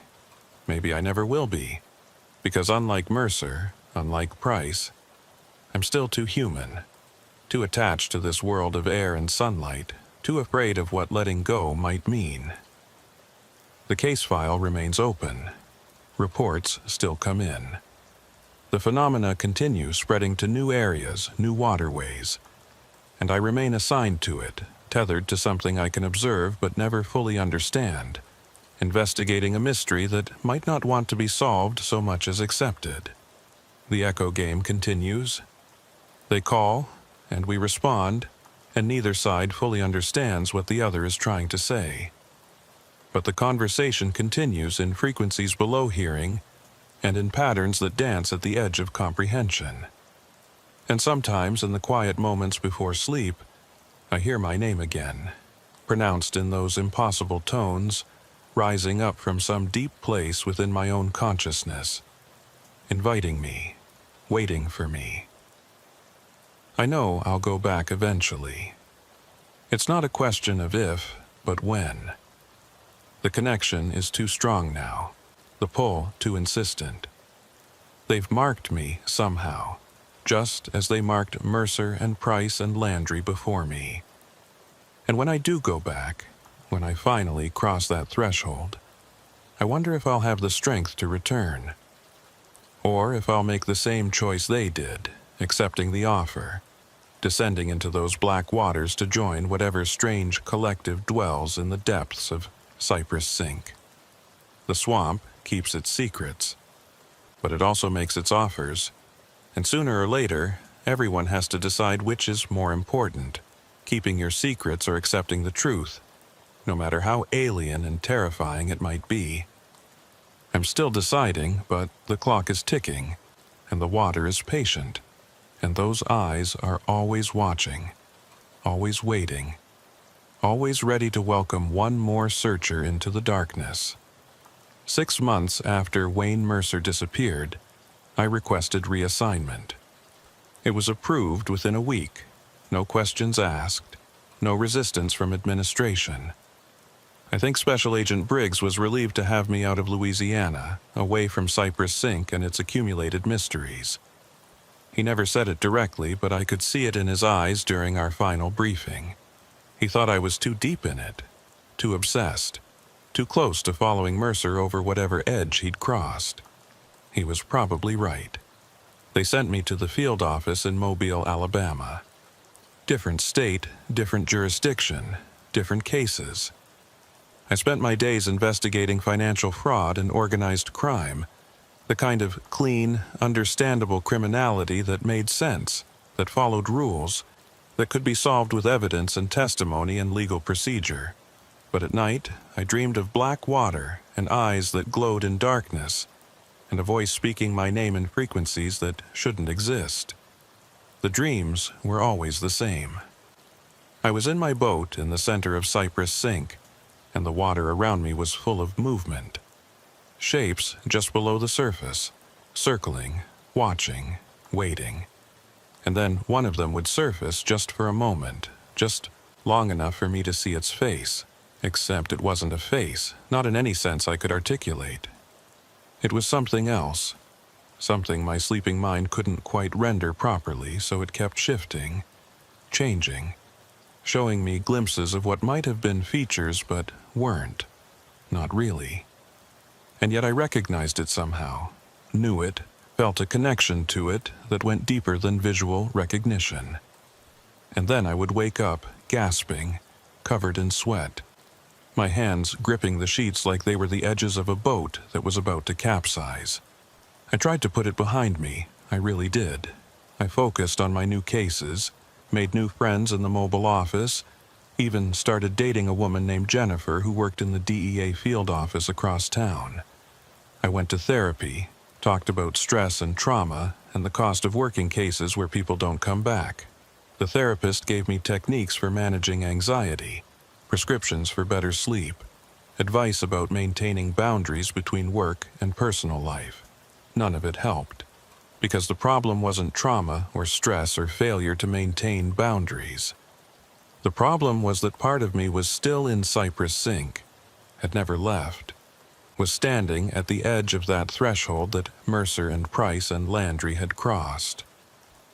3 months into my new assignment, I got a call from a number I didn't recognize. When I answered, there was only static at first, then a voice, distorted, barely comprehensible, like it was coming from very far away or very deep underwater. Agent Rowan. My blood froze. I knew that voice, though it sounded wrong, altered somehow. Mercer? Wayne, is that you? More static, then. Need you to understand. Not what you think. They're not. Wayne, where are you? Are you alive? Are you hurt? Come back, one more time. They want to show you something important. Please. The line went dead. I tried calling back, but the number was disconnected. I reported it to Briggs, who ran traces and came up empty. The call had originated from a burner phone purchased with cash in Baton Rouge, used once, then never activated again. But I knew it had been Mercer. I recognized his voice underneath the distortion, recognized the cadence of his speech, the way he paused between words. He was alive. Somehow, impossibly, he was alive. And he wanted me to come back. I should have ignored it, should have written it off as a hoax, or a hallucination, or my own obsession manifesting in external form. But I couldn't, because if there was even a chance that Mercer was alive, that he'd survived whatever had happened to him in those black waters, then I had to know. Had to go back one more time. I didn't tell anyone what I was planning. Just took 3 days of personal leave, drove back to Louisiana, and found myself at the Pierre Part launch as the sun set on a warm April evening. The same launch where this had all started, where Marcus Landry's truck had been found, where Mercer's truck had been found, where my own journey into this mystery had begun. I rented a boat, loaded it with equipment, and headed south into the bayou as twilight deepened into night. I knew the way by heart now, every turn, every landmark, every twist in the channels that led to Cypress Sink. The journey that had taken me hours in darkness 6 months ago now took less than 45 minutes, even in low light. Cypress Sink looked exactly as I remembered it. The same ancient cypress trees forming that circular cathedral around the deep pool. The same black water reflecting nothing. The same sense of vast depth, of something enormous lurking just beyond sight. I cut the motor and let the boat drift into the center of the sink. Then I did exactly what Mercer had done on his last night. I set up cameras and audio recording equipment. I positioned hydrophones in the water. And then I played back those recorded sounds, the ones Dr. Price had believed were language, the ones that had prompted responses when Mercer had played them. The sounds echoed across the water, strange and otherworldly in the darkness. And I waited. They came quickly this time, as if they'd been expecting me. I heard them first, that low-frequency rumble rising from the depths, and then saw movement in the water around my boat. The same circular formation, the same careful coordination, the same sense of intelligent observation. I turned on my flashlight and pointed it at the water. Multiple pairs of eyes reflected back at me from the darkness. But this time, instead of maintaining distance, one of them came closer. Close enough that I could see more than just eyes. It surfaced about 10 feet from my boat, and my brain struggled to process what I was seeing. It was large, maybe 12 feet long, with a smooth, dark skin that looked almost reptilian but moved with a fluidity that was more mammalian. The head was elongated, streamlined, with those enormous eyes positioned forward like a predator's. But the intelligence in those eyes was impossible to ignore. This wasn't an animal acting on instinct. This was something thinking, choosing, communicating. And then it spoke, not in words. It had no vocal apparatus that I could see that would produce human speech, but in images somehow projected directly into my mind. I saw Marcus Landry, not as I'd known him but as he was now, suspended in the deep water, his body changed, transformed into something that could survive in those depths. He wasn't dead. He was different. Still conscious, still aware, but no longer entirely human. I saw Wayne Mercer, too, similarly transformed, similarly suspended in the depths. And Dr. Everett Price, who had come to them not from the bayou but from some other waterway, following the same trail of evidence and mystery that had consumed us all. They weren't prisoners. They weren't victims. They were something else. Volunteers, converts, translators between two forms of consciousness that had evolved in parallel on this planet but had never successfully communicated until now. The creature showed me more. Images of ancient times, of waterways before humans had names for them, of a species that had lived in the deep places for millions of years, hidden, patient, occasionally glimpsed but never fully seen. They had watched us evolve, had observed our cities and our boats and our gradual domination of every ecosystem. They had tried to communicate with us before, in previous centuries, but we had lacked the technology or the framework to understand them. Until now. Until sonar and hydrophones and audio recording equipment had given us the tools to hear their language, to detect their presence, to begin to comprehend that we were not alone in these waters. The images shifted, showing me what they wanted. Not to harm us, not to replace us, but to connect with us, to share the waters of this planet in understanding rather than ignorance, to build bridges between the world above the surface and the world below. But they needed translators. Humans who could survive in their environment, who could carry human consciousness into the depths and help them understand how to communicate with us effectively. That's what Marcus and Wayne and Price had become. Bridges between worlds, translators between species. And they wanted me to join them. I felt the offer like a physical thing, a choice that stood before me as clearly as if it had been written in the air. I could say yes. I could slip into that black water and let them transform me into whatever Marcus and the others had become. I could be part of something larger, something older, something that existed in spaces human consciousness rarely touched. Or I could say no. I could go back to Mobile, back to my clean cases and my normal life. Back to pretending that none of this had ever happened. I could walk away from the mystery, leave it unsolved, except that some questions don't have answers. Or at least, don't have answers that humans can reach without ceasing to be human. I looked into those enormous eyes and I understood what Mercer had understood, what Price had understood.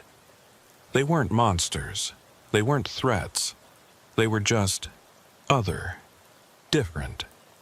A parallel evolution of intelligence that had taken a different path, developed in a different medium, reached consciousness through a different route. And they were offering me a chance to understand them from the inside, to become part of their world, to experience consciousness in a form I couldn't imagine from this side of the threshold. I wanted to say yes. God help me, I wanted to. The temptation was enormous, overwhelming, a pull so strong it made my hand shake and my breath catch. To finally understand, to finally know, to cross that last barrier between mystery and revelation. But I thought about Jennifer waiting for me in Mobile, about my family, who didn't know where I was or what I was doing. About all the people who depended on me, who needed me to stay human, to stay tethered to this world of air and sunlight. I thought about the cases I still had to solve, the criminals I still had to catch, the people I still had to protect, about the life I'd built, the person I'd become, the commitments I'd made to a world that existed above the waterline. And I thought about what I would lose if I said yes. Not just my human form, but my human connections, my human understanding, my human existence. I would become something else, something that could never come back, never return to the life I'd known. The choice was mine. The creature in the water made that clear. They wouldn't take me by force, wouldn't trick me or coerce me. The offer was genuine and the decision was mine alone. I looked into those eyes one more time. Then I spoke, my voice shaking but clear. I can't. I'm sorry, but I can't. Not now. Maybe not ever. I'm not ready to stop being human. The creature sank back into the water without any sign of disappointment or anger. Just acceptance. And then, one by one, the others sank as well, disappearing into those black depths, taking their offer with them. I sat in my boat for a long time after they were gone, feeling the weight of what I'd refused, the magnitude of the choice I'd made. Part of me screamed that I'd made the wrong decision, that I'd turned away from the greatest mystery I would ever encounter, that I'd chosen comfort over understanding. But another part of me felt relief. I was still human, still myself, still tethered to this world and all its mundane complications. I started my motor and headed back to the launch as the first hints of dawn began to lighten the eastern sky.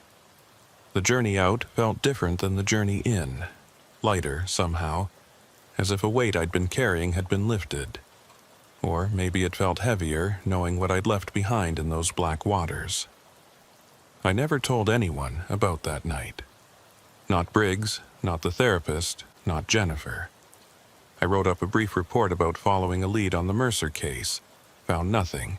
Case remains unsolved. They filed it away with all the other reports, all the other unanswered questions, all the other mysteries that accumulate in bureau basements and forgotten storage facilities. But I think about it every day. Wonder if I made the right choice. Wonder what Marcus and Wayne and Price are experiencing right now, down in the depths of Cypress Sink, existing in a form I can't comprehend, understanding things I'll never know. The dreams stopped after that night, or rather, they changed. Now, instead of drowning, instead of being pulled under, I dream of standing at the water's edge, watching shapes move in the depths, knowing they're still there, still waiting, still offering. The offer remains open. They made that clear. Anytime I want to return, anytime I'm ready to cross that threshold, they'll be waiting. The door isn't closed, just deferred. I'm 46 years old now. I have maybe 20 good years left in the bureau, then retirement, then whatever comes after. And I know that someday, when I'm old and my human connections have frayed and the prospect of continuing this human existence has lost its appeal, I'll probably go back one more time. I'll go back to Cypress Sink, and I'll say yes to the offer I refused. I'll slip into those black waters and let them transform me into whatever Marcus and the others became. I'll finally cross that threshold and understand the mystery that's haunted me for all these years. But not yet. Not today. Today I'm still human, still bound to this world of air and sunlight, still committed to the life I've chosen above the waterline. The case file remains open. It always will. Because some cases aren't meant to be solved. They're meant to be lived with, carried forward, returned to when the time is right. Marcus Landry is still listed as missing, presumed dead. So is Wayne Mercer. So is Dr. Everett Price. The official record will never change, because the truth is too strange, too impossible, too far outside the boundaries of what official records can accommodate. But they're not dead. They're just elsewhere, transformed, existing in a state that has no name in human language, experiencing consciousness in a form that human consciousness can barely touch. And they're waiting, not for rescue. They don't need rescue. But for understanding, for connection, for more translators to bridge the gap between their world and ours. I won't be the last person to receive their offer. Others will come to Cypress Sink, drawn by the mystery, compelled by the same obsession that compelled me. And some of them will say yes where I said no. Some of them will cross that threshold and never come back. And that's okay, because the offer is real and the choice is genuine. And sometimes the right answer is yes, even when it costs you everything you are. I just wasn't ready. Not then, maybe not ever. But the water is patient. The depths, are eternal. And the offer remains open, a standing invitation to anyone brave enough or desperate enough or curious enough to accept it. I drive past the Pierre Part launch sometimes, on my way to other cases, other mysteries, other investigations that have cleaner endings. I look out at the bayou, at those dark channels winding south into the cypress swamps, and I think about what lies at the end of those waterways, what waits in the depths of Cypress Sink, patient and ancient and utterly alien. And sometimes, late at night, I still hear my name spoken in those impossible frequencies, rising up from some deep place that exists both within me and beyond me, reminding me that the connection is still there, that I'm still marked, that the offer still stands. I'm still deciding, still standing at the water's edge, 1 foot in the human world and 1 foot pointing towards something else. Still trying to figure out which world I truly belong to. The swamp keeps its secrets, but it also keeps its promises. And when I'm finally ready to accept what it's offering, it will be there, waiting, ready to welcome me home to depths I've never known but somehow always belonged to. Until then, I carry the mystery with me. Every day, every case, every moment of human existence.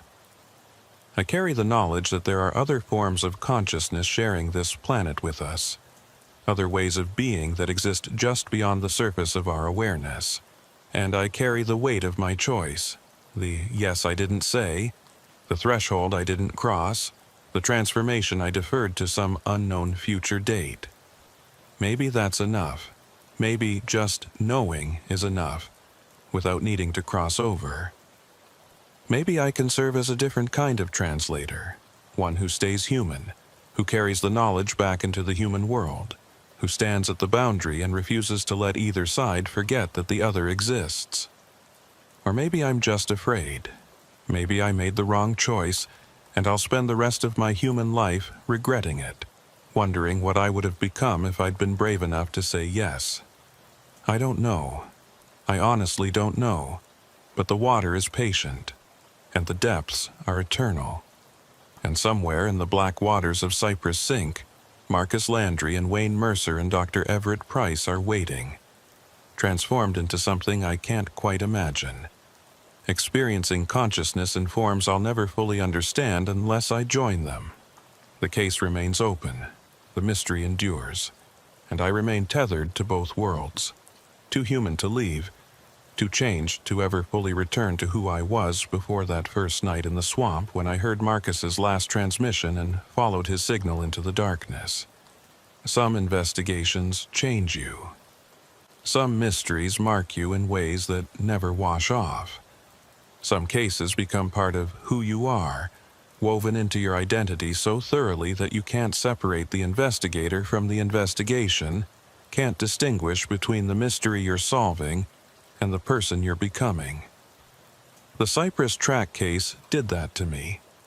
It took Agent Jack Rowan, federal investigator, and turned him into something else, something in between, something that exists at the boundary between the known world and the deep places, between human consciousness and whatever lies beyond. And maybe that's the real answer. Maybe I don't have to choose. Maybe I can remain at this threshold, serving as a bridge, a translator, a reminder that the boundaries between worlds are more permeable than we like to believe. Or maybe I'm just delaying the inevitable. Maybe someday the pull will become too strong, the offer too compelling, and I'll find myself back at the Pierre Part launch at twilight, loading a boat with equipment I'll never use again, heading south into the bayou one final time. When that day comes, I hope I'll be ready. I hope I'll have said my goodbyes, tied up my loose ends, made my peace with the human existence I'm leaving behind. I hope I'll go into those black waters with open eyes and clear understanding, accepting the transformation for what it is, not death, not surrender, but evolution into something new. But until that day comes, I remain here, human, flawed, haunted, but human nonetheless, carrying the weight of what I know and what I've refused, standing guard at the boundary between worlds, making sure that both sides remember the other exists. The water calls, the depths whisper, the offer stands. But today, I choose air and sunlight, and the complicated, messy, beautiful human world. Tomorrow might be different, but today, this is enough. The case remains open, forever open, because some mysteries aren't meant to be solved, they're meant to be lived. And I'm still living mine, one day at a time, one choice at a time, standing at the water's edge with my feet on solid ground and my eyes on the depths, forever balanced between two worlds, forever changed by what I've seen, forever marked by the mystery I didn't solve but learned to carry. That's the real ending to the Cypress Track case. Not closure, not answers, not resolution, just continuation, just the ongoing, eternal question of what lies beneath the surface, what waits in the deep places, what offers are extended from consciousnesses so different from our own that we can barely comprehend them, and the knowledge that someday, when the time is right, I'll finally have my answer. Not because I've solved the mystery, but because I've become part of it. Until then, I wait and watch and listen to the water, which never stops calling my name in frequencies I almost understand, in languages I almost speak, in voices that promise transformation and understanding, and a kind of truth that exists beyond human comprehension. The swamp keeps its secrets, and I keep mine. And somewhere in the darkness between us, Marcus and Wayne and Price wait patiently, existing in forms I can't imagine, experiencing consciousness in ways I can only dream about. One day, I'll join them. But not today. Today, I remain human. And that's enough. It has to be. I'm 63 years old now. I retired from the FBI 7 years ago with full pension and a commendation for 28 years of service. I married Jennifer, divorced her 3 years later, remained friends. I have no children, no close family ties, nothing tying me particularly strongly to this human existence, except habit and inertia. I live alone in a small house near the coast in Alabama, close enough to the water that I can hear it at night, far enough away that I don't have to see it every day. I volunteer at a local community center, play chess with other retirees, maintain a garden that produces more tomatoes than I can eat. It's a good life, a simple life, a human life. But I still dream of Cypress Sink, still hear my name spoken in those impossible frequencies, still feel that connection, as strong now as it was 17 years ago when I first entered those black waters looking for Marcus Landry. The case was officially closed 12 years ago. Cold case protocols required it after a decade of no new leads. Marcus Landry, Wayne Mercer, and Dr. Everett Price were all declared legally dead. Their families held memorial services. The FBI moved on to other mysteries. But I know the truth, and I carry it with me every day. Last week, I got a phone call. Unknown number, no caller ID. When I answered, there was that familiar static, that sense of great distance or great depth. Then a voice, Wayne Mercer's voice, still altered but recognizable. "Jack," he said, and hearing my first name from someone who only ever called me Rowan made me catch my breath. "It's time. If you're ready, if you still want to understand, come back. One last time, we're waiting." The line went dead. I sat there holding the phone for a long time, feeling that old pull, that old temptation, that old promise of transformation and understanding. I'm 63 years old. My human connections have frayed. My purpose in this world has dimmed, and I'm tired, not of living but of standing at the threshold, of remaining between worlds, of carrying a mystery I've never fully resolved. Maybe it's time. Maybe the moment has finally come. Maybe I'm ready to cross that threshold I've stood at for 17 years, ready to accept the offer I've refused for so long. I've been making arrangements, putting my affairs in order, writing letters to the few people who might care where I've gone, planning one final trip to Louisiana, to the Pierre Part launch, to Cypress Sink. When I go, I won't be taking cameras or recording equipment, won't be conducting an investigation or gathering evidence. I'll just be accepting an invitation, finally saying yes to a question that's been hanging in the air since that first night when I heard Marcus's last transmission and followed him into the darkness. I don't know what I'll become. Don't know what consciousness looks like in those depths, what existence feels like when you're no longer bound by human form and human limitations. But I'm ready to find out, ready to finally understand the mystery that's defined half my life. The water is still calling my name. After all these years, after all this time, the offer still stands, and I'm finally ready to accept it. Next Tuesday, if the weather holds, I'll drive to Pierre Part. I'll rent a boat, though I probably won't need it. I suspect they'll meet me at the water's edge. And I'll slip into those black waters one final time. Not as an investigator, but as a volunteer. Not as a seeker of truth, but as someone ready to become part of the truth itself. I'm not afraid. That's the strangest thing. After 17 years of fear and hesitation and standing at the threshold, I'm not afraid anymore. I'm just ready. Maybe that's what they've been waiting for all along. Not for me to be brave, but for me to be ready. Not for me to solve the mystery, but for me to become part of it. The Cypress Track case will finally be closed, not because we've solved it, but because the last person who truly understood it will have crossed over into the answer, will have become part of what we were investigating all along. And maybe that's how it should be. Maybe some mysteries can only be resolved by becoming them. Maybe some questions can only be answered by transforming into the answer. I'll find out soon enough. The water is patient. The depths are eternal. And I'm finally ready to go home to a place I've never been, but somehow always belonged to.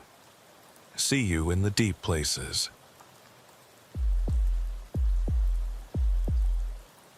The first time I heard about Parish Road 447, it was already too late for the 2 technicians who'd gone missing there.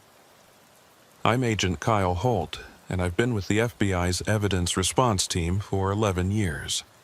My job is technical, documenting crime scenes, collecting evidence, processing data. I'm not an investigator in the traditional sense. I don't interview witnesses or chase suspects. I chase details, patterns, traces that others miss. I make sense of chaos through measurement and documentation, which is why they called me when the GPS data from the missing technicians stopped making sense.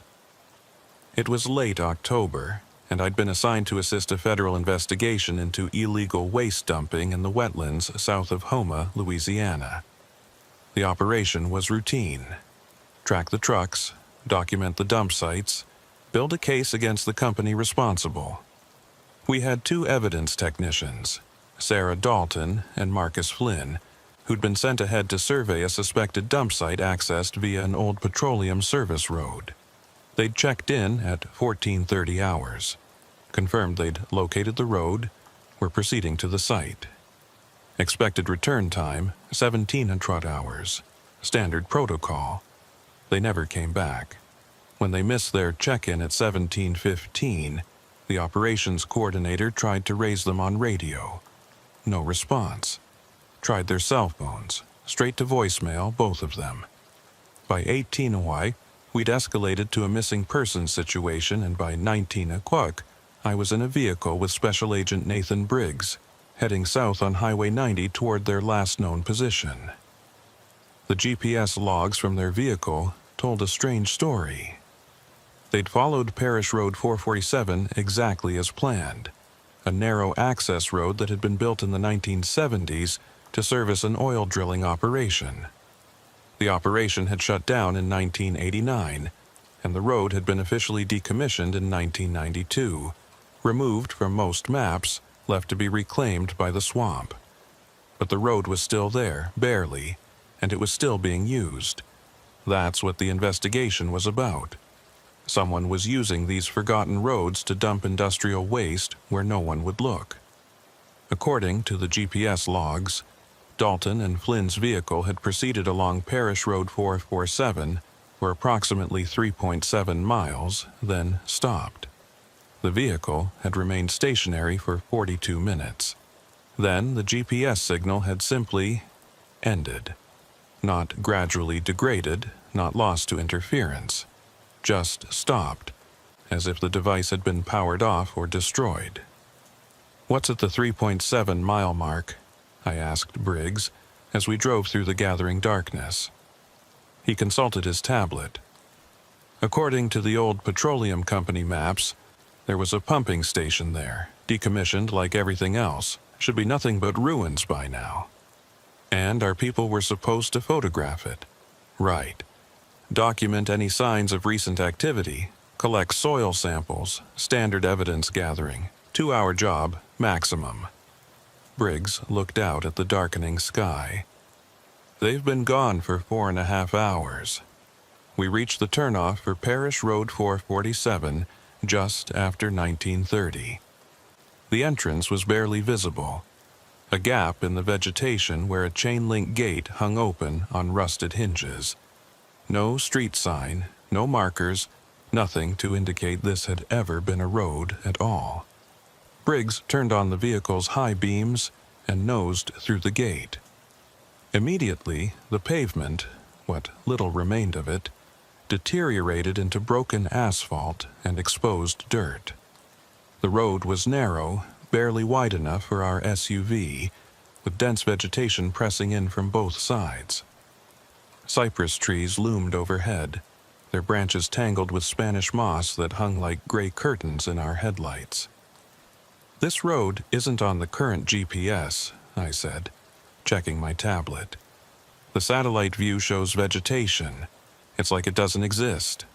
"But it does exist," Briggs said grimly, steering around a particularly deep pothole. "And Dalton and Flynn drove down it this afternoon." The road twisted through the swamp, following a route that made no logical sense, curving where it should have been straight, zigzagging around nothing visible. I checked our GPS position constantly, watching our blue dot move along a route that the map insisted wasn't there. After about 2 miles, Briggs stopped the vehicle. "You see that?" I leaned forward, peering through the windshield. In the headlight beams, I could see tire tracks in the mud, fresh ones, cutting through the standing water that covered portions of the road. "Those could be from their vehicle," I said. Briggs got out and I followed him. The night air was thick and warm, filled with the sounds of insects and frogs and the distant splash of something moving through water. I pulled out my flashlight and examined the tire tracks more closely. "SUV tires," I confirmed. "Same tread pattern as the vehicle Dalton and Flynn were driving. These tracks are recent, made within the last 6 to 8 hours, judging by the water seepage." But there was something else. Another set of tracks, parallel to the first but slightly offset. Same tread pattern, same depth, as if the vehicle had passed by twice, once going in, once coming out. Except Dalton and Flynn's vehicle had never come out. "Could be another vehicle," Briggs suggested. "Same model." "Or the GPS logs are wrong," I said, though I didn't believe it even as I spoke. GPS doesn't lie about basic movement. If their vehicle had returned along this road, the logs would show it. We got back in the SUV and continued. The road deteriorated further as we progressed. More water, deeper ruts, vegetation encroaching to the point where branches scraped against the sides of our vehicle. I kept checking the odometer. 2.8 miles from the highway, 3.2 miles, 3.5 miles. At 3.7 miles, we found their vehicle. It was parked on a slightly elevated section of road, positioned exactly where the GPS logs said it had stopped. The doors were closed, the windows up, everything appearing normal from a distance. But as our headlights illuminated it, I could see that something was wrong. The vehicle was facing the wrong direction. When Dalton and Flynn had driven in, they'd been traveling away from the highway, heading deeper into the swamp. But their vehicle was now facing back toward the highway, as if they'd turned around to leave. Yet the GPS had never recorded any such movement. Briggs parked behind their vehicle, and we both got out. I approached cautiously, my hand near my weapon, even though I saw no immediate threat. The vehicle was empty. No sign of Dalton or Flynn. No sign of any struggle. I tried the driver's door. Unlocked, I opened it and leaned in, checking the interior with my flashlight. The keys were still in the ignition. Both technicians' personal effects, phones, wallets, badges, were still in the vehicle. Their equipment cases were in the back, unopened.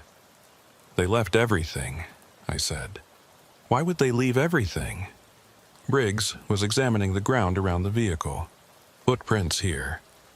Looks like they both got out on the driver's side. Tracks lead that way. He pointed into the swamp, away from the road. I joined him, studying the prints.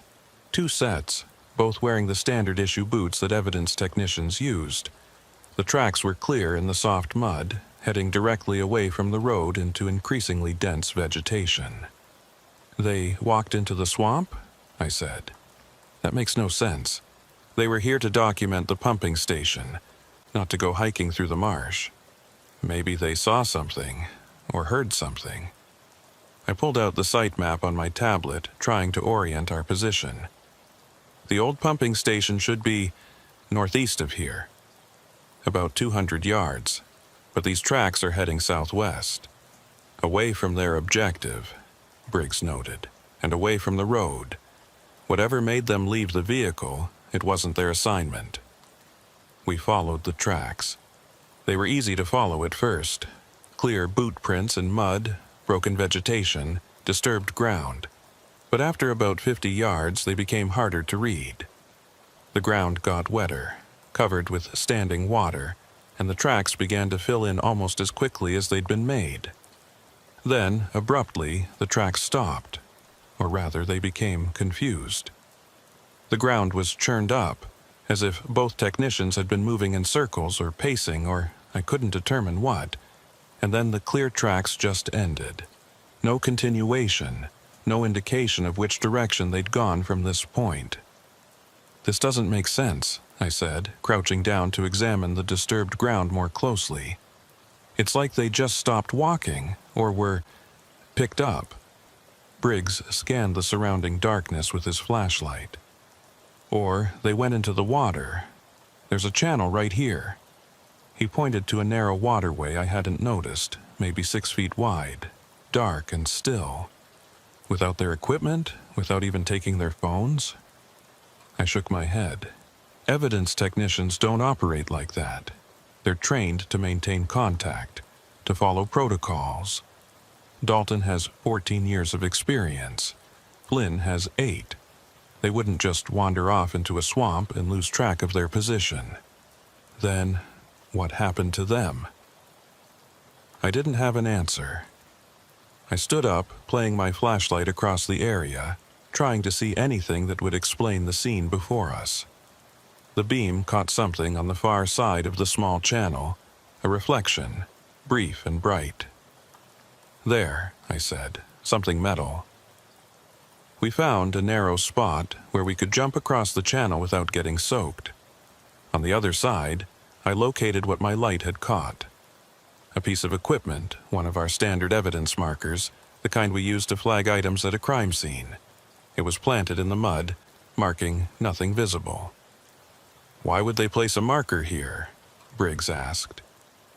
I examined the ground around the marker carefully, nothing obvious, just mud and water and vegetation. But when I looked closer, I saw something that made my skin crawl. There were more boot prints here, but they weren't like the ones we'd been following. These prints were wrong. The tread pattern matched, same boots, same people, but the impressions were off, too deep in some places, too shallow in others. And the spacing was irregular, as if the people making them had been moving strangely, or as if the tracks had been made, then the ground had shifted, then more tracks had been made over the same spot.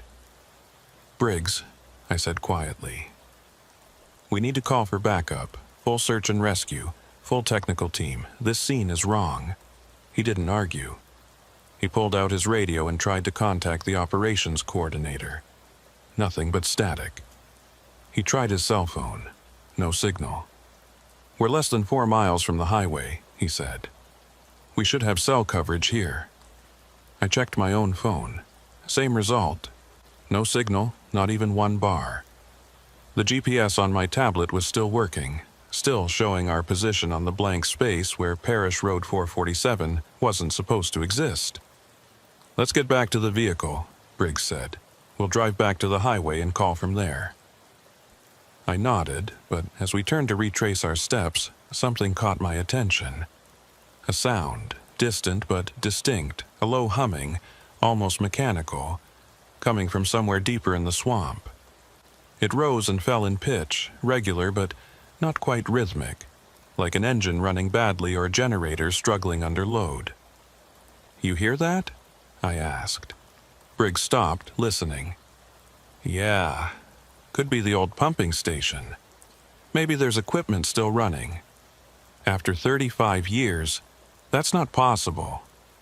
Maybe someone's using it. Squatters or whoever's been dumping waste out here." We stood there for a moment, listening to that strange humming sound.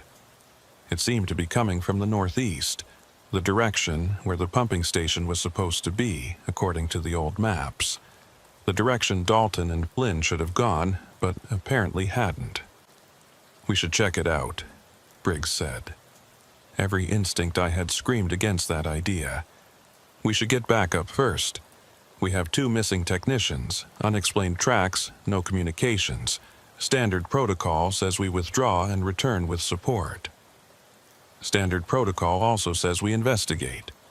We're already here. The station is only 200 yards away. 5 minutes to check it out, then we leave." I wanted to argue, but I knew he was right in one sense. We were already here. Already committed. And if there was any chance Dalton and Flynn were at that pumping station, we needed to know. 5 minutes, I agreed. Then we're out of here, backup or no backup. We made our way northeast using the compass on my tablet to navigate through the dense vegetation. The humming sound grew louder as we approached, and with it came a smell. Something chemical, sharp, like diesel fuel mixed with something else I couldn't identify. The old pumping station emerged from the darkness like a relic from another era. It was larger than I'd expected, a cluster of rusted metal structures surrounding a concrete pad with pipes and valves and equipment that had been abandoned decades ago. Everything was covered in vegetation, Spanish moss draping the metal framework, vines growing through gaps in the concrete. But something was wrong. The facility looked abandoned, as it should be after 35 years of neglect, but it also looked maintained. The concrete pad was clear of debris, as if it had been swept recently. Some of the pipes showed signs of recent use, clean metal where rust should have been, fresh oil stains on the ground, and that humming sound was definitely coming from here, from somewhere inside the tangle of equipment and structures. "Someone's been using this place," Briggs said, his hand moving to his weapon. "Recently." I pulled out my camera and started documenting what we were seeing. The cleared areas, the clean pipes, the oil stains. Evidence of ongoing activity at a facility that was supposed to be dead and forgotten. That's when I saw the light. A faint glow coming from inside what looked like a control building at the center of the facility. Not bright, just a pale illumination visible through a grimy window, steady and cold. "Briggs," I whispered, pointing. He saw it too. We approached the building carefully, weapons drawn now, professional caution overriding curiosity. The humming sound was louder here, vibrating through the ground beneath our feet. The door to the control building was open, hanging slightly askew on its hinges. Briggs went in first, flashlight and weapon moving in sync as he swept the interior.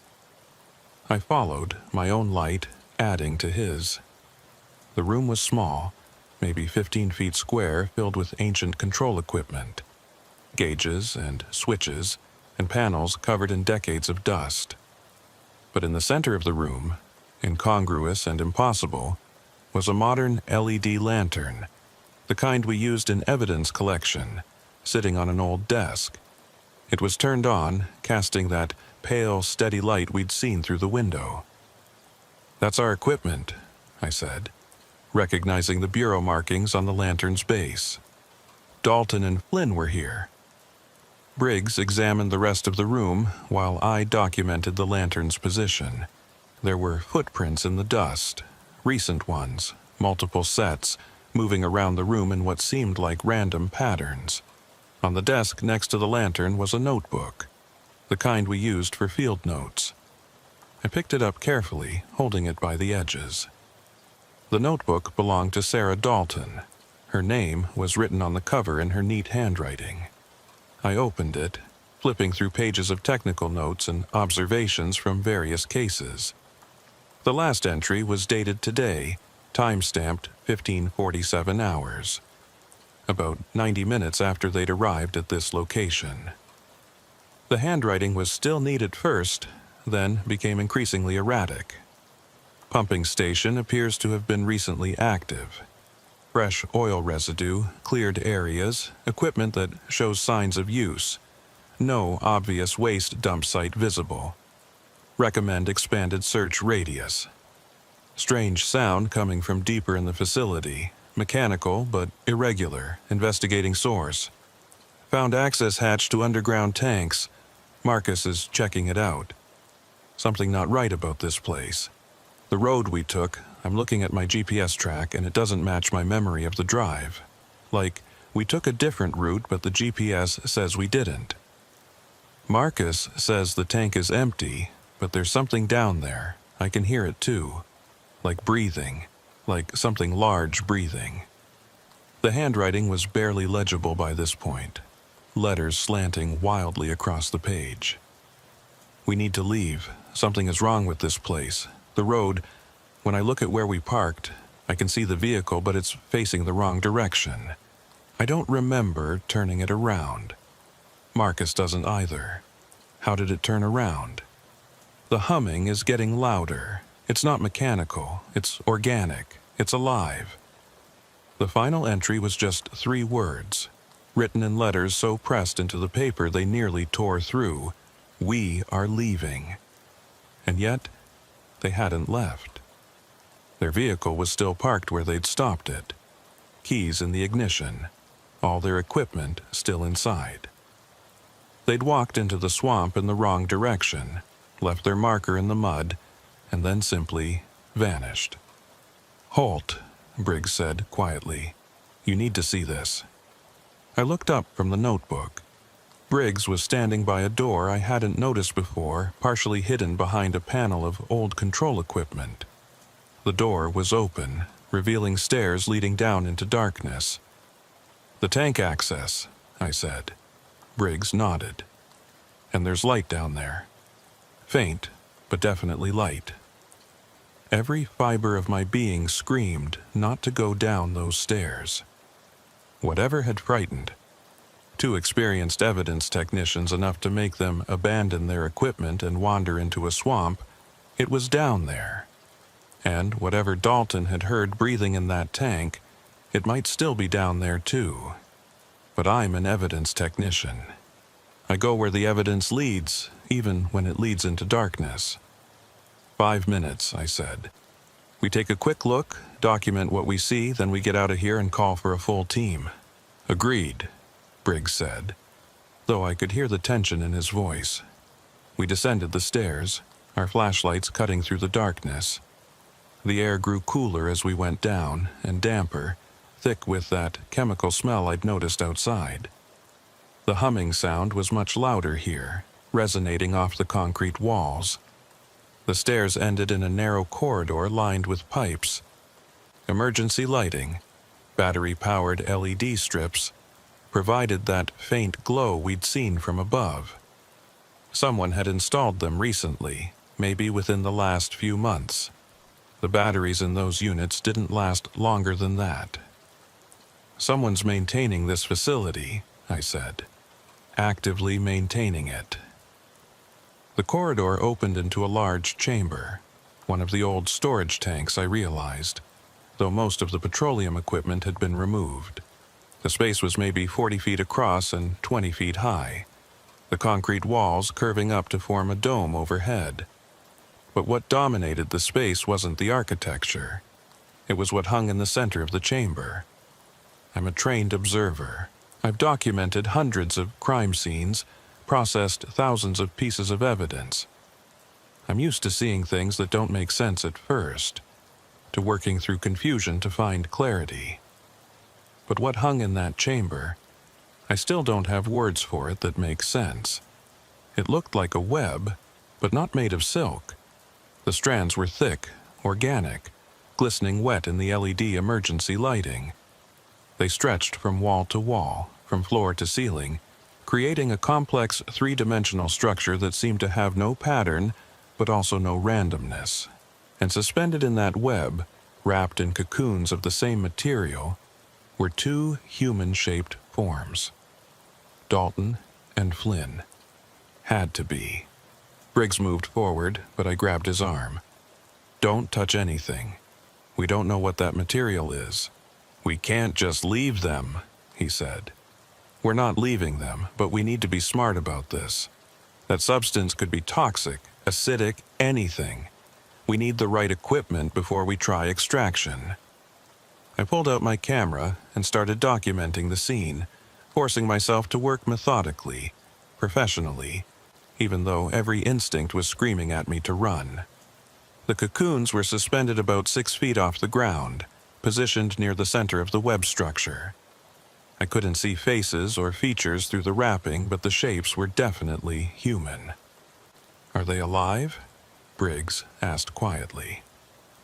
I didn't know. I pulled out a handheld thermal scanner from my equipment bag.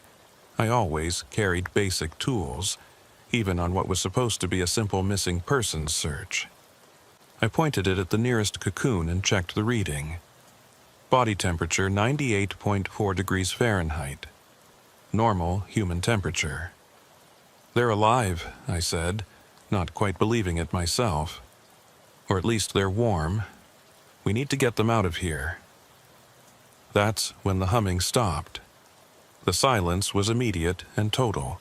All the ambient sounds, the mechanical hum, the background noise of the facility, even the normal sounds of the swamp outside, just ceased, as if someone had hit a mute button on reality. Briggs and I both froze, our flashlights pointed at the web structure. For several seconds, nothing happened. Then I saw movement, not in the cocoons, but in the web itself. The strands were vibrating, subtle but visible, as if something was moving through them. We need to leave, I said, right now. But before we could move, something emerged from the shadows at the far end of the chamber. It moved along the web strands with a fluid grace that was completely wrong for anything that large. And when my flashlight beam caught it fully, my mind struggled to process what I was seeing. It wasn't an animal, it wasn't a person, it was something else. Something that my brain kept trying to categorize and failing, sliding off it like water off oiled metal. The only clear impression I got was of too many joints, too many appendages, and eyes that reflected my flashlight with an intelligence that was utterly alien. "Move!" Briggs shouted, and we ran. Back through the corridor, up the stairs, through the control building. Behind us, I could hear sounds. Not footsteps exactly, but movement, rapid and purposeful, following us. The humming started again, but louder now, angry, rising to a pitch that hurt my ears. We burst out of the control building and ran toward the road, crashing through vegetation, not caring about noise or caution, just trying to put distance between us and whatever that thing was. I could hear Briggs breathing beside me, ragged and harsh, matching my own panicked rhythm. We reached their parked vehicle first. I yanked open the driver's door, intending to grab the keys and move it, but Briggs kept running toward our SUV. "Leave it," he shouted. "We need to go now." He was right. Whatever that thing was, it was still following us. I could hear it moving through the vegetation, could see branches moving in the beam of my flashlight. We reached our SUV, threw ourselves inside, and Briggs started the engine. He threw the vehicle into reverse, backing down Parish Road 447 at a speed that was completely unsafe. I braced myself against the doorframe as we bounced over potholes and scraped past vegetation. Through the rear window, I could see movement on the road behind us, keeping pace with our vehicle even as Briggs accelerated. "It's following us," I said. "I see it." But then, abruptly, it stopped. The movement in our rearview mirror ceased, as if whatever was pursuing us had hit an invisible barrier. I watched as the darkness behind us became still. "Why did it stop?" I asked. Briggs didn't answer. He kept driving in reverse until we reached a wider section of road where he could turn around. Then we were driving forward, racing back toward the highway, our headlights cutting through the darkness ahead. I checked the odometer. We'd been at the 3.7-mile mark. Now we were passing 2.5 miles, then 1.8 miles. The road was exactly as we'd driven in. Same potholes, same curves, same vegetation. Except when I checked the GPS on my tablet, something was wrong. The log showed us driving forward toward the highway, but the distance wasn't matching. According to the GPS, we were only 1.2 miles from the highway entrance, but the odometer said we'd only driven 1.9 miles from the pumping station. "Briggs," I said, "check your odometer." He glanced at it, then at his GPS. I saw his jaw tighten. "They don't match. By almost a mile. We drove 3.7 miles to reach the pumping station. We should have 3.7 miles back. But your GPS is saying we're already at the highway," Briggs finished. And we were. The gap in the vegetation appeared in our headlights, the rusted gate, the junction with the paved road. We'd covered 3.7 miles according to the odometer, but according to every GPS device we had, we'd only driven 2.8 miles. A mile of Parish Road 47 had simply ceased to exist. Briggs pulled out onto the highway and didn't stop until we'd put 5 miles between us and that gate. Then he pulled over, killed the engine, and sat there breathing hard. "What the hell did we just see?" he finally asked. I didn't have an answer. I was still processing the evidence, the web structure, the cocoons, the thing that had followed us, the impossible geography of the road itself. None of it made sense. None of it fit into any framework I had for understanding reality. "We need to call this in," I said. "Full tactical response, hazmat team, medical support. Dalton and Flynn are alive, but they're trapped in there and we need to get them out." Briggs nodded and pulled out his phone. He had full signal here, 5 bars, perfect reception. He called it in, gave a terse summary of what we'd found, requested immediate support. The response came back within minutes. A tactical team was being mobilized. They'd meet us at the highway junction in 2 hours. We were ordered to maintain position, observe the road entrance, but not to enter again until support arrived. We sat there in the dark, watching that gap in the vegetation, both of us trying to process what we'd experienced. I pulled out Dalton's notebook and read through her entries again, looking for details I'd missed. She said the vehicle had turned around, I noted. She didn't remember turning it around, but when she looked at it, it was facing the opposite direction. "Like ours almost certainly is," Briggs said. We parked facing away from the highway. I'd bet anything that when the tactical team gets here and we drive back in, we'll find our SUV turned around too. But that's impossible. We were in it the whole time. We drove it out. Did we? Briggs looked at me. Or did we drive a different vehicle out? One that looks exactly like ours, but isn't? I wanted to reject that idea, but I couldn't. Because the evidence was pointing in a direction that my rational mind couldn't accept. That Parish Road 447 wasn't just an abandoned petroleum service road. It was something else. Something that didn't follow normal rules of geography or physics or reality. "The mile we lost," I said slowly, When we drove in, it was there, 3.7 miles from highway to pumping station. But when we drove out, that mile didn't exist. The GPS never recorded it. It's like it was never there. Or like it's only there sometimes, Briggs suggested. Like the road changes, expands, and contracts.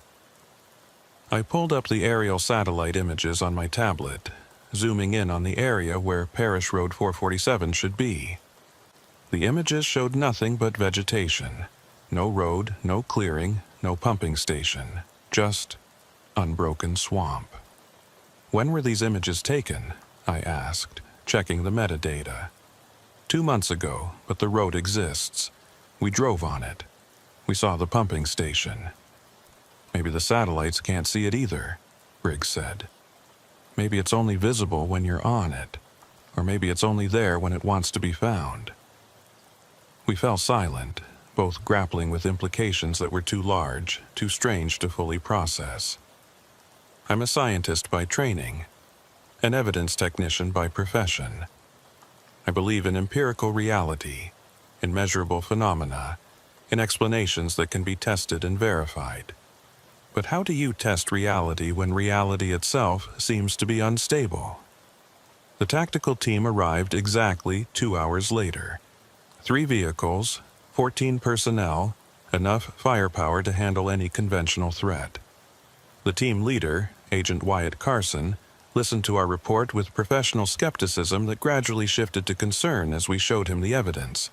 Dalton's notebook, the photos I'd taken, the Jeep's logs that showed the missing mile. You're telling me you found Dalton and Flynn alive, suspended in some kind of web structure, in an underground chamber that shouldn't exist, accessed by a road that changes length depending on when you measure it, he summarized. Yes, I said simply. I know how it sounds. But the evidence is solid, they're in there, and they need extraction. Carson looked at Briggs. You confirm all of this? Every word. We both saw it. Multiple independent observations, documented with equipment that's been calibrated and verified. This isn't hallucination or equipment malfunction. Something is happening on that road that we don't understand. Carson thought for a moment, then nodded. All right, we go in as a unit, full tactical protocols. Carson made his decision. We go in together, full strength, eyes open, weapons ready. If what you've described is accurate, we'll need to be prepared for anything. We entered Parish Road 447 at 23:45 hours. 3 vehicles in convoy maintaining visual contact, all equipped with GPS tracking, radio communication, and body cameras that would record everything we encountered. The first anomaly appeared within the first mile. I was in the lead vehicle with Carson and 2 other agents. I was monitoring the GPS and odometer, documenting our progress. At the 0.8 mile mark, according to the odometer, the GPS showed we'd only traveled the 0.5 miles. The gap was already appearing. Carson, I said, the measurements aren't matching. He checked his own equipment and confirmed what I was seeing. All units, this is lead. Be advised, we're experiencing GPS anomalies. Continue to monitor all tracking systems and report any discrepancies. The other vehicles confirmed. They were seeing the same thing. Physical distance traveled was exceeding the distance shown on GPS. The missing mile was already starting to manifest. At the 2.1 mile mark, we encountered something else. The road ahead split. 2 paths diverging at an angle, both looking equally used, both showing the same tire tracks from earlier. But when we'd driven this road hours earlier, there had been no split. The road had been a single route the entire way. Carson stopped the convoy. Holt, did you see any split in the road when you drove in earlier? No, I said firmly. The road was continuous, no branches, no alternative routes. Then where did this come from? I had no answer. The evidence of my eyes contradicted my memory, and both contradicted the GPS, which showed only a single route. But the split was real. I could see it, could see how the road divided, could see tire tracks going down both paths. "We need to choose," one of the other agents said. "But how do you choose between two paths when only one should exist?" I pulled out my camera and photographed both routes, documenting the split. Then I checked the tire tracks carefully. Both paths showed the same tread pattern, the same tires that had made the tracks we'd been following all along. "It's impossible for the same vehicle to have gone down both paths," I said. Unless it drove in twice," Carson finished. "Or unless the road duplicates things, reflects them." The thought sent a chill through me. What else might be duplicated on this road? What else might be reflected or copied or multiplied in ways that defied normal logic? Carson made a decision. "We take the right path. All vehicles maintain close formation. If we encounter anything unusual, we fall back immediately." The right path curved through the swamp, following the same general direction as the original road. But as we drove, I noticed more anomalies. Trees that I remembered passing on the left were now on the right. A distinctive fallen log that had blocked part of the road earlier was now completely gone. The landscape was similar but not identical, as if we were traveling through a mirror version of the route we'd taken before. At the 3.7-mile mark, or what should have been the 3.7-mile mark, we found the pumping station. But something was wrong. The facility was there, the same rusted structures and concrete pad we'd seen before. But the arrangement was different. The control building was on the opposite side of the complex. The storage tank entrance was in a different location. It was like looking at a photograph of the same place that had been flipped horizontally, everything present but reversed. "This isn't the same facility," I said. "Or it is, but it's inverted." Carson deployed his team quickly, establishing a perimeter and setting up lights.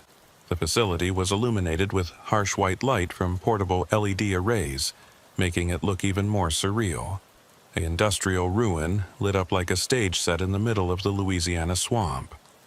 "Where did you find the access to the underground chamber?" Carson asked. I oriented myself, trying to match my memory to this reversed facility. "It should be there." I pointed to where the control building had been. But in this version of the facility, the control building was on the opposite side. We moved to the correct location, or what I thought was the correct location, and found the control building. It was similar to the one we'd found before, but not identical. The same general structure, but mirrored, with the door on the opposite side. Inside, there was no LED lantern on the desk, no notebook, no evidence that Dalton and Flynn had ever been here. "This is wrong," I said. "Earlier tonight, this room had a lantern and Dalton's notebook. Now they're gone." "Or we're in a different version of this building," Briggs suggested quietly. Carson's team searched the building thoroughly, but found nothing except decades-old equipment and dust. When they looked for the access hatch to the underground tanks, they found it, but it was sealed, rusted shut, looking like it hadn't been opened in years. "That hatch was open earlier," I insisted. "We went down through it. The stairs led to a chamber where Dalton and Flynn were suspended in some kind of web structure." "Then where is it now?" Carson asked, not accusingly, but genuinely wanting to understand. I had no answer. The facility was wrong. The road had been wrong. Everything about this place was wrong. And I was starting to understand why Dalton had written in her notebook that something is wrong with this place. The place itself was wrong. Not in a conventional sense, not damaged or dangerous or hostile in the normal meaning of those words, but wrong in a fundamental, reality-breaking way that I couldn't fully articulate.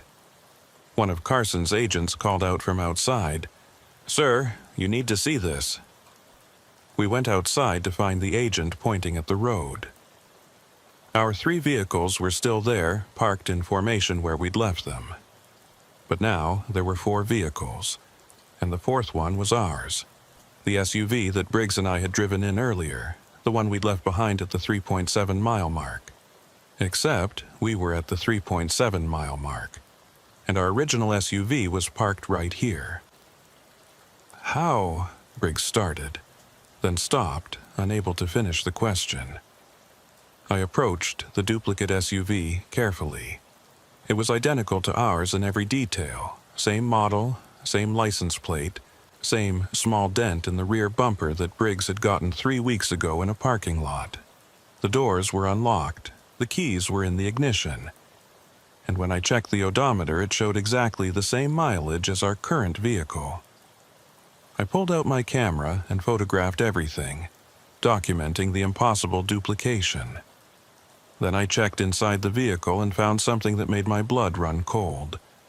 My equipment bag was in the back seat, the same bag I'd brought with me tonight, containing my camera, scanner, evidence collection kit. But my bag was also in the vehicle I'd arrived in. I had 2 identical bags with identical equipment, showing identical signs of use. "We need to leave," I said quietly. "Right now. This place is doing something to us, duplicating us, creating copies of our equipment, our vehicles. We need to get out before it duplicates something worse." Carson seemed to understand. "All personnel return to vehicles. We're withdrawing immediately. Maintain visual contact. Report any anomalies." As we loaded up, one of the agents noticed something else. "Sir, the vehicle positions have changed. We parked facing into the facility. They're all facing out now." She was right. All 4 vehicles, including the duplicate, were now positioned to leave, pointed toward the road exit. But no one had moved them. No one had even gotten in them except to load equipment. "Get in and go," Carson ordered. "We're leaving now." The convoy moved out, all 4 vehicles this time, including the duplicate that no one wanted to leave behind, because leaving it felt like leaving a piece of ourselves. We drove back along the reversed road, watching the odometer count down from 3.7 miles to 0. But the numbers didn't match again. Physical distance traveled, 3.7 miles. GPS distance recorded 5.2 miles. We'd gained distance instead of losing it. The road had expanded instead of contracting. When we emerged onto the highway, I checked the time. We'd been on Parish Road 447 for 1 hour and 42 minutes. But my watch, and everyone else's, showed we'd been gone for 3 hours and 17 minutes. We'd lost time. Almost an hour and a half, just gone, vanished into the same void that had swallowed a mile of road and created duplicate vehicles. Carson called for an immediate debriefing at the highway junction. All personnel gathered around the vehicles, comparing notes, trying to make sense of what we'd experienced. But as we talked, something became clear. Not everyone remembered the same things. 2 agents swore the road had never split. They'd driven a continuous route the whole way. Another agent insisted we'd only been on the road for 40 minutes, not 3 hours. My photos showed one version of events, but the body camera footage showed something slightly different. Angles that didn't match. Timestamps that were out of sequence. "It's like the road is affecting our memories," Briggs said. "Changing what we remember, or showing different people different versions of the same events. Or we're not all experiencing the same road," I suggested. "Maybe each person sees a slightly different version, and when we compare notes, the inconsistencies become apparent." Carson made a hard decision. "We're not going back in tonight. This requires specialized resources we don't have. We need to understand what we're dealing with before we risk more personnel." "But Dalton and Flynn are in there," I protested. "They're alive. We saw them." "Did we?" Carson asked quietly. "You saw something in an underground chamber. But when we went back, that chamber was sealed. The facility was different. Maybe what you saw was a different version of Dalton and Flynn, or maybe it wasn't them at all. The thought was horrifying. What if those cocoons had contained something else? What if the thing that had chased us had been showing us what we expected to see, luring us deeper into whatever that place was? But I couldn't accept that. The thermal scan had showed body temperature. The shape had been human. It had to be them. Carson ordered a perimeter established around the highway entrance to Parish Road 447. No one was to enter without explicit authorization. The tactical team would remain on site until specialized units could be brought in. Reality experts, if such people existed, physicists who understood whatever laws were being violated by that impossible road. Briggs and I were ordered to return to headquarters and write detailed reports on everything we'd experienced. Before we left, I took one last look at the gap in the vegetation, at that rusted gate hanging open, at the darkness beyond where Parish Road 447 began its impossible route into the swamp. Somewhere in there, Dalton and Flynn were waiting. Suspended in cocoons, kept alive by something that defied explanation, existing in a space where roads changed length and facilities reversed themselves and time itself became fluid. We had to get them back.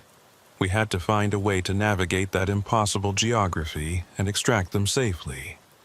But first we had to understand what Parish Road 447 actually was. And I was starting to suspect that understanding might be impossible, because the road itself seemed designed to resist understanding, to change and shift whenever anyone tried to pin it down, to show different faces to different observers like some kind of quantum phenomenon writ large across geography. The drive back to headquarters took 3 hours. Or maybe it took 40 minutes. I couldn't trust my perception of time anymore. Couldn't be sure that the clock showing 0330 when we arrived was accurate, or if it had been affected by our exposure to whatever that road was. I spent the rest of the night writing my report, documenting everything I'd observed with the precision and detail that had made me good at this job. But even as I wrote, I noticed inconsistencies. Things I remembered clearly that didn't match the photos I'd taken, timestamps that didn't align properly, sequences of events that seemed to shift order depending on how I thought about them. The road was still affecting me, I realized. Whatever it had done to our perception while we were on it, the effects were lingering, making it difficult to establish a clear, consistent narrative. At 07:15, I finally finished my report and submitted it. Then I went to the evidence room to secure the physical items we'd recovered. Dalton's notebook, which I'd grabbed before leaving the control building, and my camera with its photos. Except when I checked the camera's memory card, half the photos were gone. Not deleted. The file numbers showed no gaps. But images I clearly remembered taking simply weren't there. The photo of the road splitting into 2 paths. Gone. The image of the duplicate SUV. Gone. What remained were only photos of the normal-looking parts of the facility. Images that would make sense to anyone who didn't know what we'd actually experienced. And Dalton's notebook had changed. The handwriting was still hers, but the final entries, the ones about hearing breathing in the tank and the vehicle turning around, were different now. Less desperate, more clinical, as if she'd been writing a standard evidence report rather than documenting something terrifying. The evidence was changing. Or maybe it had never been what I remembered in the first place. Maybe my memory had been affected from the moment we entered Parish Road 447, and I'd never actually seen what I thought I'd seen. That was the most disturbing possibility, that I couldn't trust my own observations, my own recollections, the very foundation of what made me useful as an evidence technician. I went home and tried to sleep, but every time I closed my eyes I saw that web structure, those cocoons, that thing moving along the strands with its too many joints, and alien intelligence. And I thought about Dalton and Flynn trapped in whatever that place was, waiting for rescue that might never come because we couldn't navigate a road that refused to stay consistent. 3 days later, a specialized team arrived from an FBI research division I'd never heard of. They brought equipment I didn't recognize and didn't explain. They established a base camp at the highway junction and began making careful, measured incursions into Parish Road 447. They confirmed what we'd experienced. The road was unstable, its length variable, its geography shifting. But they also found something else. The road only exhibited these properties at night. During daylight hours, it was just an abandoned petroleum service road, 2.8 miles long, leading to a decommissioned facility that showed no signs of recent activity. The missing mile only existed after dark. The facility only reversed itself after dark. Whatever that thing in the underground chamber was, it was only present after dark. It's like the road has two states, one of the researchers explained to me. A day state and a night state.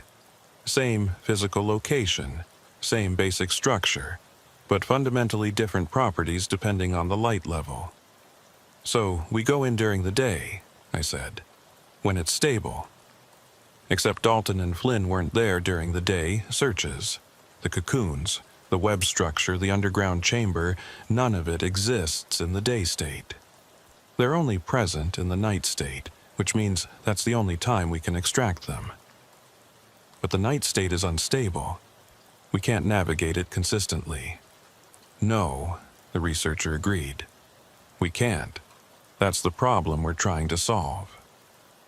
They spent 2 weeks mapping Parish Road 447 in both states, documenting the differences, trying to find patterns in how it changed.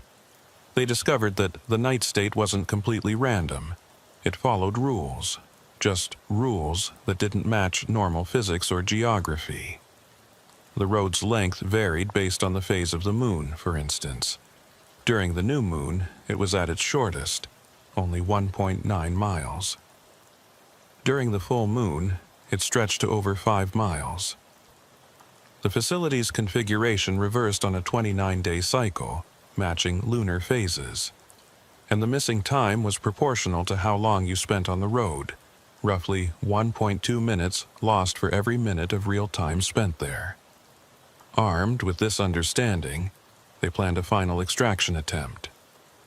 It would take place during a new moon, when the road was at its most stable, using vehicles equipped with experimental navigation systems that could track both normal GPS coordinates and the distorted space of the road itself. I volunteered to be part of the extraction team.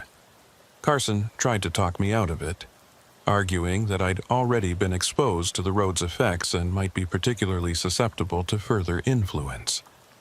But I insisted. Dalton and Flynn were my colleagues, my responsibility. I'd been the first to find them. I needed to be there when we brought them out. The extraction was scheduled for November 23rd during the new moon. The team consisted of 12 personnel, 3 vehicles, and enough equipment to handle any scenario we could imagine. We entered Parish Road 447 at 23:15 hours, when the road would be at its absolute most stable configuration. The navigation systems worked better than expected. By tracking both normal and distorted space simultaneously, they could compensate for the road's shifting geography, keeping us on course even when our senses suggested otherwise. The journey to the 3.7-mile mark, or the 1.9-mile mark in normal space, took exactly 47 minutes, with no significant anomalies. The facility was there, configured in its standard orientation, not reversed. We found the control building, found the access hatch, found the stairs leading down. And at the bottom, in the underground chamber, we found the web structure exactly as I remembered it. The cocoons were still there, still suspended in the center of the chamber, still registering body temperature on thermal scans. The extraction team moved in with specialized cutting equipment, carefully approaching the web structure while others maintained a perimeter watch for whatever had chased Briggs and me weeks earlier. They cut the first cocoon free, lowering it carefully to the ground. Medical personnel moved in immediately, scanning through the wrapping material to assess the person inside. Heart rate present, breathing shallow but steady. They began carefully cutting away the cocoon material, revealing. But that's where my memory gets confused again. I remember seeing Sarah Dalton's face as they pulled back the wrapping. I remember her eyes opening, confused and disoriented, but alive. I remember her trying to speak, though her voice was hoarse from weeks without use, but other members of the extraction team remember something different. They remember the cocoon being empty, just wrapping material around nothing. They remember confusion and disappointment that we'd come all this way to rescue someone who wasn't there. And when I checked the official report, it states that both cocoons were recovered but found to be empty. No human remains, no biological material, nothing except the strange organic substance that made up the web structure itself. But I know I saw her. I know Dalton was in that cocoon, alive, speaking. I know we extracted her and Flynn both, loaded them into the vehicles, drove them back to the highway, handed them over to medical teams who transported them to a hospital in New Orleans. I know this happened.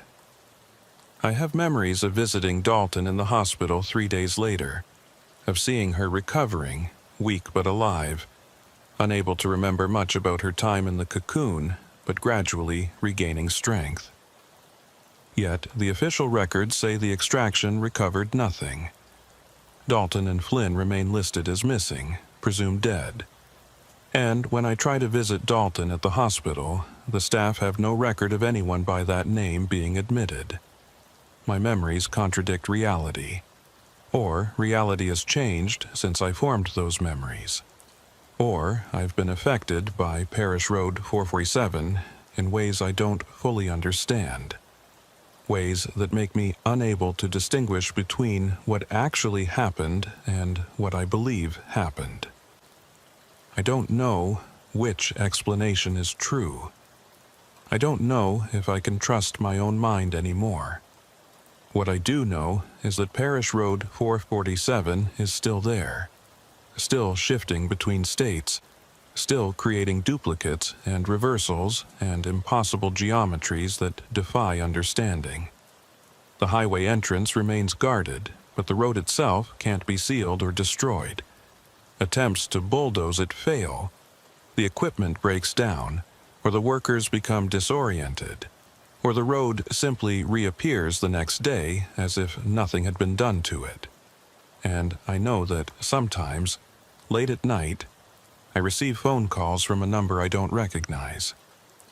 When I answer, there's static, and then a voice, Sarah Dalton's voice, saying things I can't quite make out, as if she's calling from very far away, or from somewhere that exists at an angle to normal reality.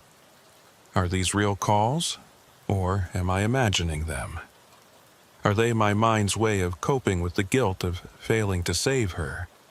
Or is Dalton actually still alive, existing in some version of reality that I can't quite reach, trying to communicate across whatever barrier separates us?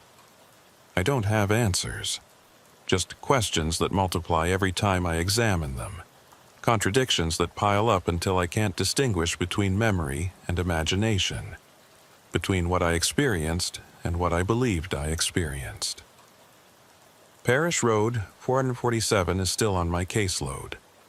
It's still officially under investigation, but I don't go there anymore. I can't trust what I see there, can't trust what I remember after leaving. The road has gotten inside my head somehow, and I don't know how to get it out. Sometimes I wonder if I'm still there, actually, if I ever really left. Maybe I'm suspended in one of those cocoons, dreaming that I escaped, imagining a life outside the web while my body hangs motionless in that underground chamber. I have no way to verify which reality is real, and that's the most terrifying part. not knowing if this life I'm living is actual, or if I'm still lost on that impossible road, experiencing a hallucination of rescue while my true self remains trapped forever. The case remains open. The road remains there. And I remain uncertain whether I'm an investigator examining a mystery or a victim still trapped inside it. Some investigations don't end. Some roads don't lead anywhere. Some mysteries consume the people trying to solve them until there's nothing left but questions and contradictions, and the terrible suspicion that reality itself is less stable than we like to believe. I still write reports. I still document evidence. I still do my job. But I never look at Parish Road 447 on a map. Never drive past that highway junction. Never think too deeply about what happened there. Because when I do, the contradictions multiply, and I start to lose track of which memories are mine, and which might have been implanted by whatever that place is. And sometimes, in my notes from that night, I find entries I don't remember writing, observations in my own handwriting that describe things I didn't see, conclusions I never reached, details that contradict everything else in the file. Am I writing these in my sleep? Am I being influenced somehow by the road, even though I'm miles away? Or are they being written by some other version of me, one who's still on Parish Road 447, still trying to document what he's experiencing, still trying to leave evidence for anyone who might come looking? I don't know. I can't know. And that uncertainty follows me everywhere, making me question not just what happened on that road, but everything that's happened since. The case remains open. The mystery remains unsolved. And I remain caught between competing versions of reality, unable to determine which one is true, unable to escape the lingering influence of a road that refuses to stay in one place or one state or one consistent configuration. Parish Road 447 has changed me. And I'll never know if what I've become is still entirely me, or if I'm part road now, part evidence, part mystery that will never be solved, because the solution exists in a space that humans weren't meant to access. Some investigations change you. This one unmade me. And I'm still trying to figure out how to put myself back together into something consistent, something real, something that exists in one place and one time and one version of reality. But I'm starting to suspect that's not possible anymore.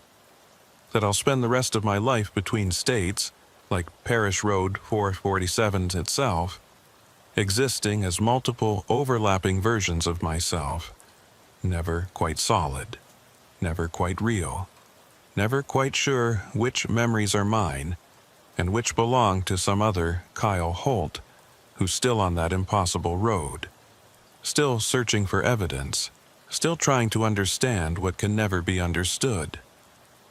The investigation continues. It always will. Because once you enter Parish Road 447, you never really leave. You just become part of the mystery, another data point in an ever-expanding file, another voice calling out from somewhere that might not exist in any stable, definable sense. And the road keeps waiting, keeps shifting, keeps calling to investigators and technicians and anyone who thinks they can understand it. Because that's what it does. That's what it is. A trap disguised as a mystery. A question that destroys anyone who tries to answer it. A place where reality becomes negotiable and every certainty dissolves into infinite possibilities. I'm still here, or I think I am. The evidence suggests I exist, that I'm writing this, that I'm real. But Parish Road 447 taught me that evidence can lie, that reality can shift, that the difference between what is and what might be is less clear than we want to believe. And so I remain uncertain about everything. About the road, about Dalton and Flynn, about what happened during those hours I can't fully remember or reconcile. 6 months after the extraction attempt, or the failed extraction attempt, or the extraction attempt that never happened. Depending on which version of reality I'm experiencing, I started finding things. Small things at first. A field notebook in my desk drawer that I didn't remember purchasing. The handwriting inside was mine, documenting observations from Parish Road 447 during dates when I wasn't there. Or dates when I was there but experiencing something different. Or dates that never existed at all. One entry, dated 3 days after the extraction, described finding a third cocoon in the underground chamber. According to my own handwriting, this cocoon contained someone I didn't recognize at first. But when the wrapping was pulled back, I saw my own face looking back at me, eyes open but not quite conscious, breathing but not quite alive. I have no memory of writing this, no memory of this event occurring. But the handwriting is unmistakably mine, down to the way I cross my sevens and the slight leftward slant I developed after a hand injury in 2019. I showed the notebook to Briggs. He examined it carefully, then looked at me with an expression I couldn't quite read. "Kyle," he said slowly, "this isn't your notebook. Look at the property tag." I checked. The tag showed it was assigned to Marcus Flynn, the technician who'd disappeared with Dalton, but the handwriting inside was mine. "How is that possible?" I asked. Briggs didn't answer. He just closed the notebook and handed it back to me. "I think you should take some time off. Real time off. Away from this case, away from Louisiana. Let someone else handle the Parish Road 447 file for a while." I tried. I requested leave and spent 2 weeks in Colorado, staying with an old friend from college. Someone who had no connection to the FBI or to Louisiana or to any of this. I hiked in the mountains, breathed clean air, tried to reset my mind to something resembling normalcy.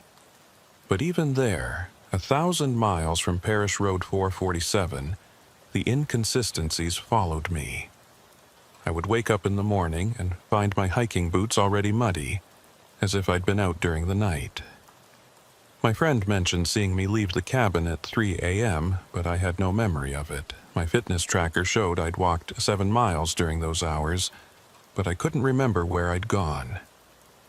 And when I checked the photos on my phone, photos I didn't remember taking, they showed Louisiana swampland.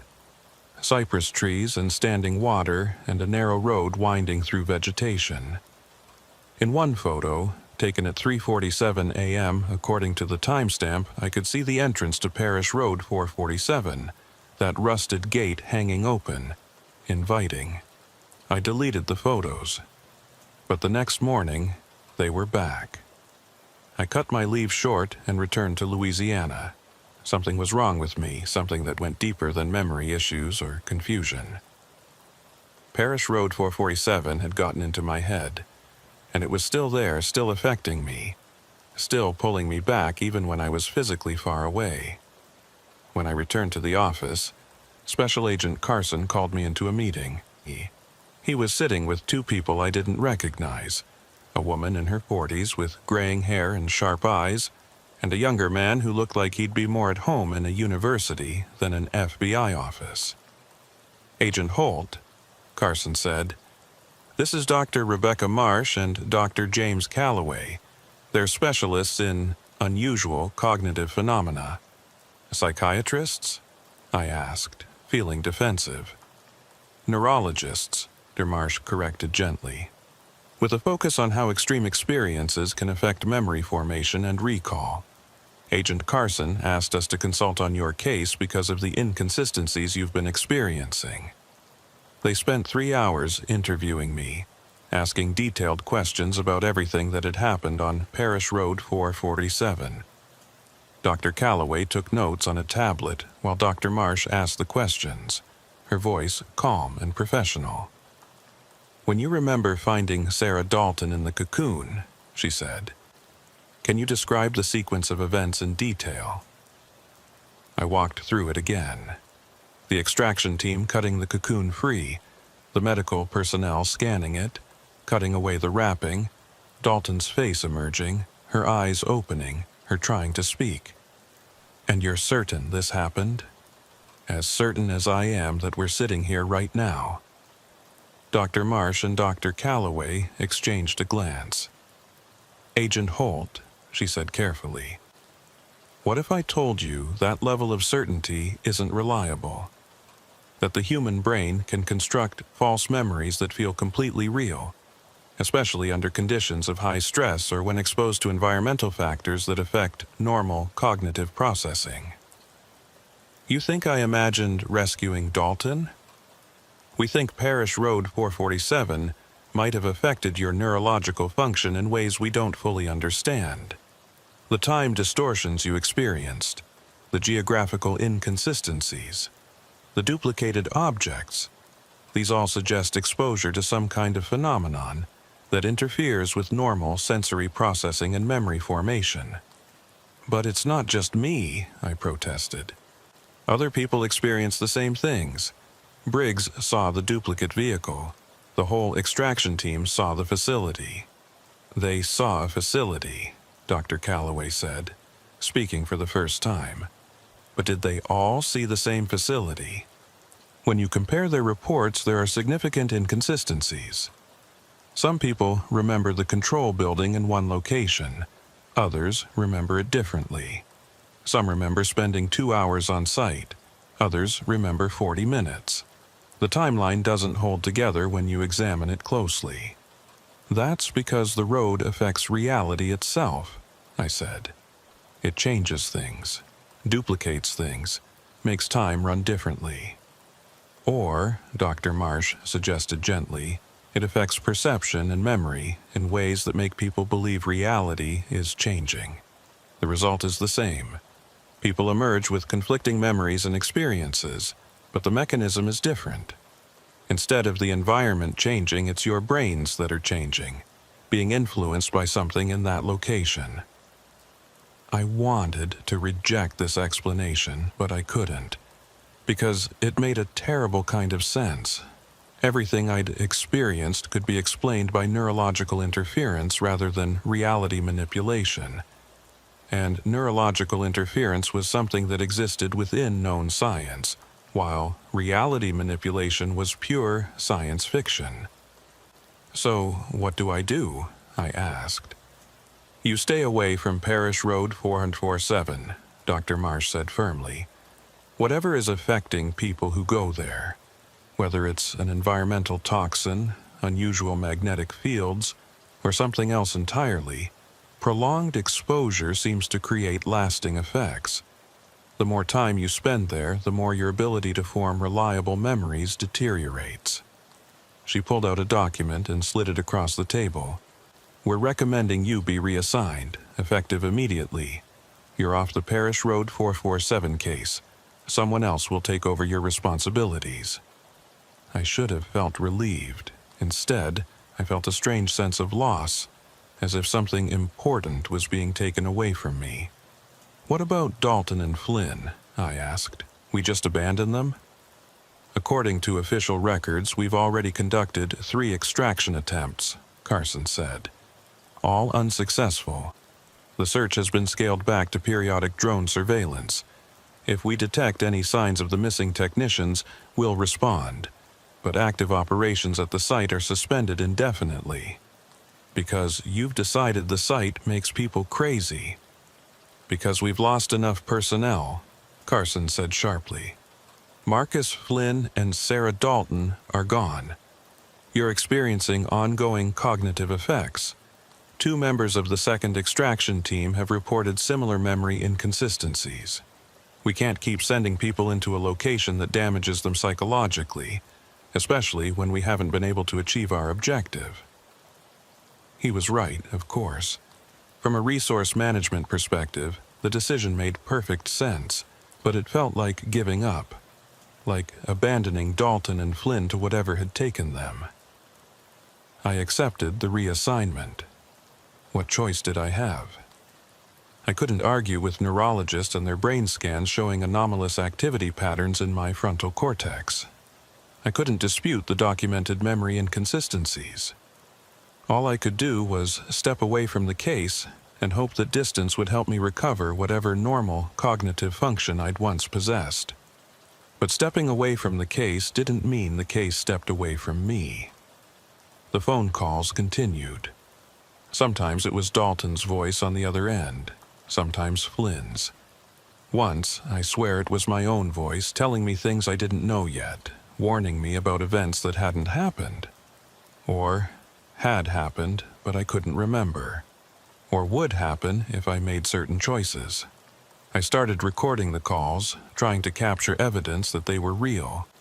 But when I played back the recordings, they showed only static. Or sometimes silence.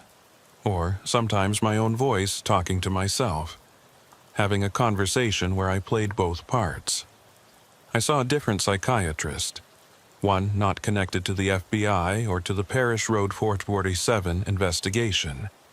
I told her about the calls, the lost time, the inconsistent memories. She diagnosed me with post-traumatic stress disorder complicated by dissociative episodes. She prescribed medication and therapy and recommended I consider early retirement. The medication helped with the anxiety but did nothing for the inconsistencies. If anything, they got worse. I would find myself in places with no memory of traveling there.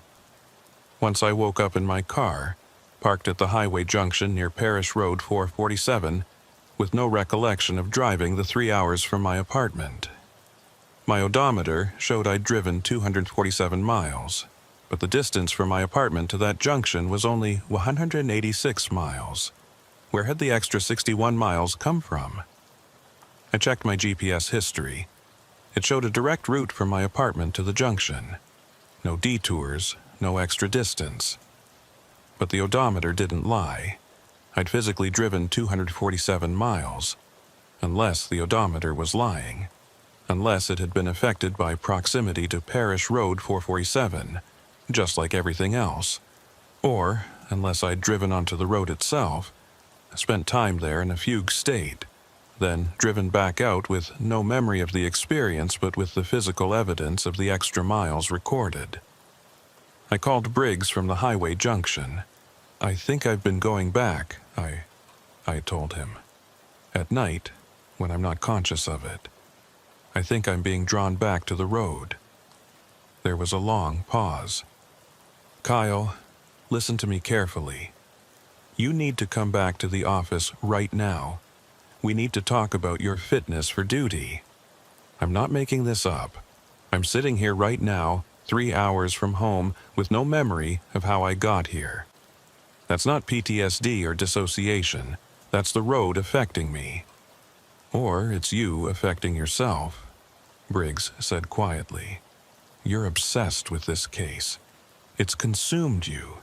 And now you're acting out that obsession in ways you're not fully aware of. I'm not crazy. I didn't say you were, but you're not well, Kyle. You need help, and you need to accept that help before this gets worse."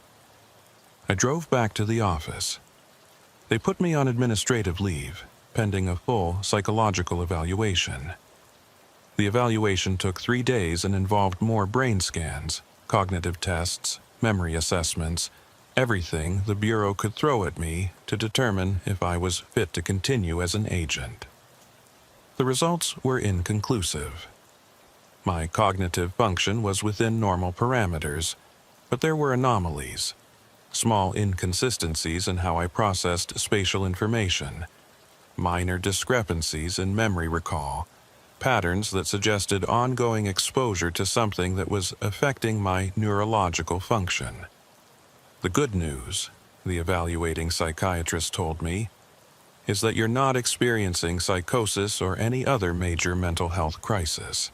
The bad news is that we don't know what's causing these anomalies or how to treat them. The patterns are unlike anything we've seen before. "Because they're caused by Parish Road 47, I said. "Because that place affects people in ways that don't fit into your diagnostic categories." "Maybe," she acknowledged. Or maybe the stress of the experience has caused some kind of subtle brain injury that we don't have the tools to properly detect. Either way, I can't certify you for active duty. I'm sorry. I was placed on indefinite medical leave. Not fired, not forced out, but effectively sidelined. I still had my badge and my credentials, but I wasn't assigned to any cases. I was told to focus on recovery, to work with therapists and neurologists, to give my brain time to heal. But how do you heal from something that's still affecting you? How do you recover when the thing that damaged you is still reaching out, still pulling at you, still drawing you back no matter how far away you try to stay? I spent the next 6 months in a kind of limbo. I went to therapy appointments and took my medications and tried to rebuild some kind of normal life. I dated a woman I met at a coffee shop, tried to explain my situation without sounding insane, watched the relationship fall apart when she found me standing in my backyard at 2 a.m., staring south toward Louisiana, mumbling about roads and cocoons and missing miles. I started keeping a detailed journal, documenting everything I experienced, trying to build a coherent narrative from the fragments of memory and experience I had left. But when I read back through the journal, I found entries I didn't remember writing, observations that contradicted earlier entries, whole pages that seemed to be written by someone else in my handwriting. On one page, dated 4 months after my medical leave began, I found this entry. Went back to the road tonight, 3rd time this week. The facility has changed again. The control building is gone entirely now, replaced by something else, something that looks like it's been there forever but wasn't there yesterday. I can feel the road inside my head now, rearranging things, changing my memories even as I form them. But I'm getting better at navigating it. I can stay on course for longer periods. I'm getting closer to finding them. I have no memory of writing this. No memory of going back to Parish Road 447. No memory of any of the events described. But when I checked my car's odometer, it showed I'd driven 512 miles since the last oil change. My GPS history showed only local trips, to the store, to therapy appointments, to the coffee shop where I'd met that woman whose name I was already forgetting. 512 miles unaccounted for. Roughly the distance of 6 round trips to Parish Road 407. I confronted myself about this. Sat down with the journal, with my car records, with every piece of evidence I could gather and tried to figure out what was happening to me. Was I experiencing dissociative fugue states where I was driving to the road without conscious awareness? Or was there another version of me, a duplicate, like the duplicate vehicles we'd found, who was making these trips while I remained unaware? Or was the road reaching into my mind from a distance, creating false memories of trips I'd never taken, planting evidence of visits that had never occurred? I couldn't determine which explanation was correct. All I knew was that I was losing time, losing memories, losing my grip on the basic question of what was real and what wasn't. Dr. Marsh called me one evening, 9 months after the extraction attempt. Her voice on the phone was professional but concerned. "Agent Holt, I wanted to inform you that we've had a development in the Parish Road 447 research." "What kind of development?" "We brought in a team from MIT, physicists specializing in spatial anomalies. They've been running experiments at the site, and they've discovered something interesting. The road doesn't just affect perception or memory, it affects actual physical space." "I could have told you that." "Yes, but we have measurements now. Proof. The road exists in a state of quantum uncertainty. It's simultaneously multiple different lengths, multiple different configurations, until it's directly observed. And even then, different observers collapse the wave function differently, seeing different versions of the road. That's impossible. We thought so too. But the data is solid. Parish Road 447 is exhibiting properties that shouldn't exist at a macro scale. It's as if the entire road is behaving like a quantum particle, existing in superposition until measured. What does that mean for Dalton and Flynn? Dr. Marsh hesitated. It means they might exist in multiple states simultaneously, present and absent, alive and dead, rescued and still missing, all at the same time until the wave function collapses and one state becomes real. So some versions of reality have them rescued and other versions don't? Essentially, yes. And you, Agent Holt, seem to be experiencing multiple versions simultaneously. Your memories show evidence of both realities. The one where you rescued them and the one where you didn't. You're quantum entangled with the road somehow, experiencing both outcomes at once. I let this sink in. It sounded like science fiction, but it made more sense than any other explanation I'd been offered. Can it be fixed? Can you separate me from the road, collapse me into a single state? We don't know. You're the first documented case of a human being exhibiting quantum superposition at the neurological level. We're not sure what to do with you. The line went quiet. Finally, Dr. Marsh spoke again. There is one option, an experimental procedure. We could expose you to a strong enough observation field that it might force your wave function to collapse, consolidate your memories into a single consistent timeline. What's the risk? We don't know. It's never been attempted before. You might end up with complete memory loss. You might end up consolidated into the wrong version of reality, the one where you never went to Parish Road 447 at all, losing all your experiences and skills as an agent. Or the procedure might kill you outright. Or it might work. Or it might work, she agreed. I thought about it for 3 days. I thought about living the rest of my life in this uncertain state, never knowing which memories were real, never knowing if the people I remembered saving had actually been saved.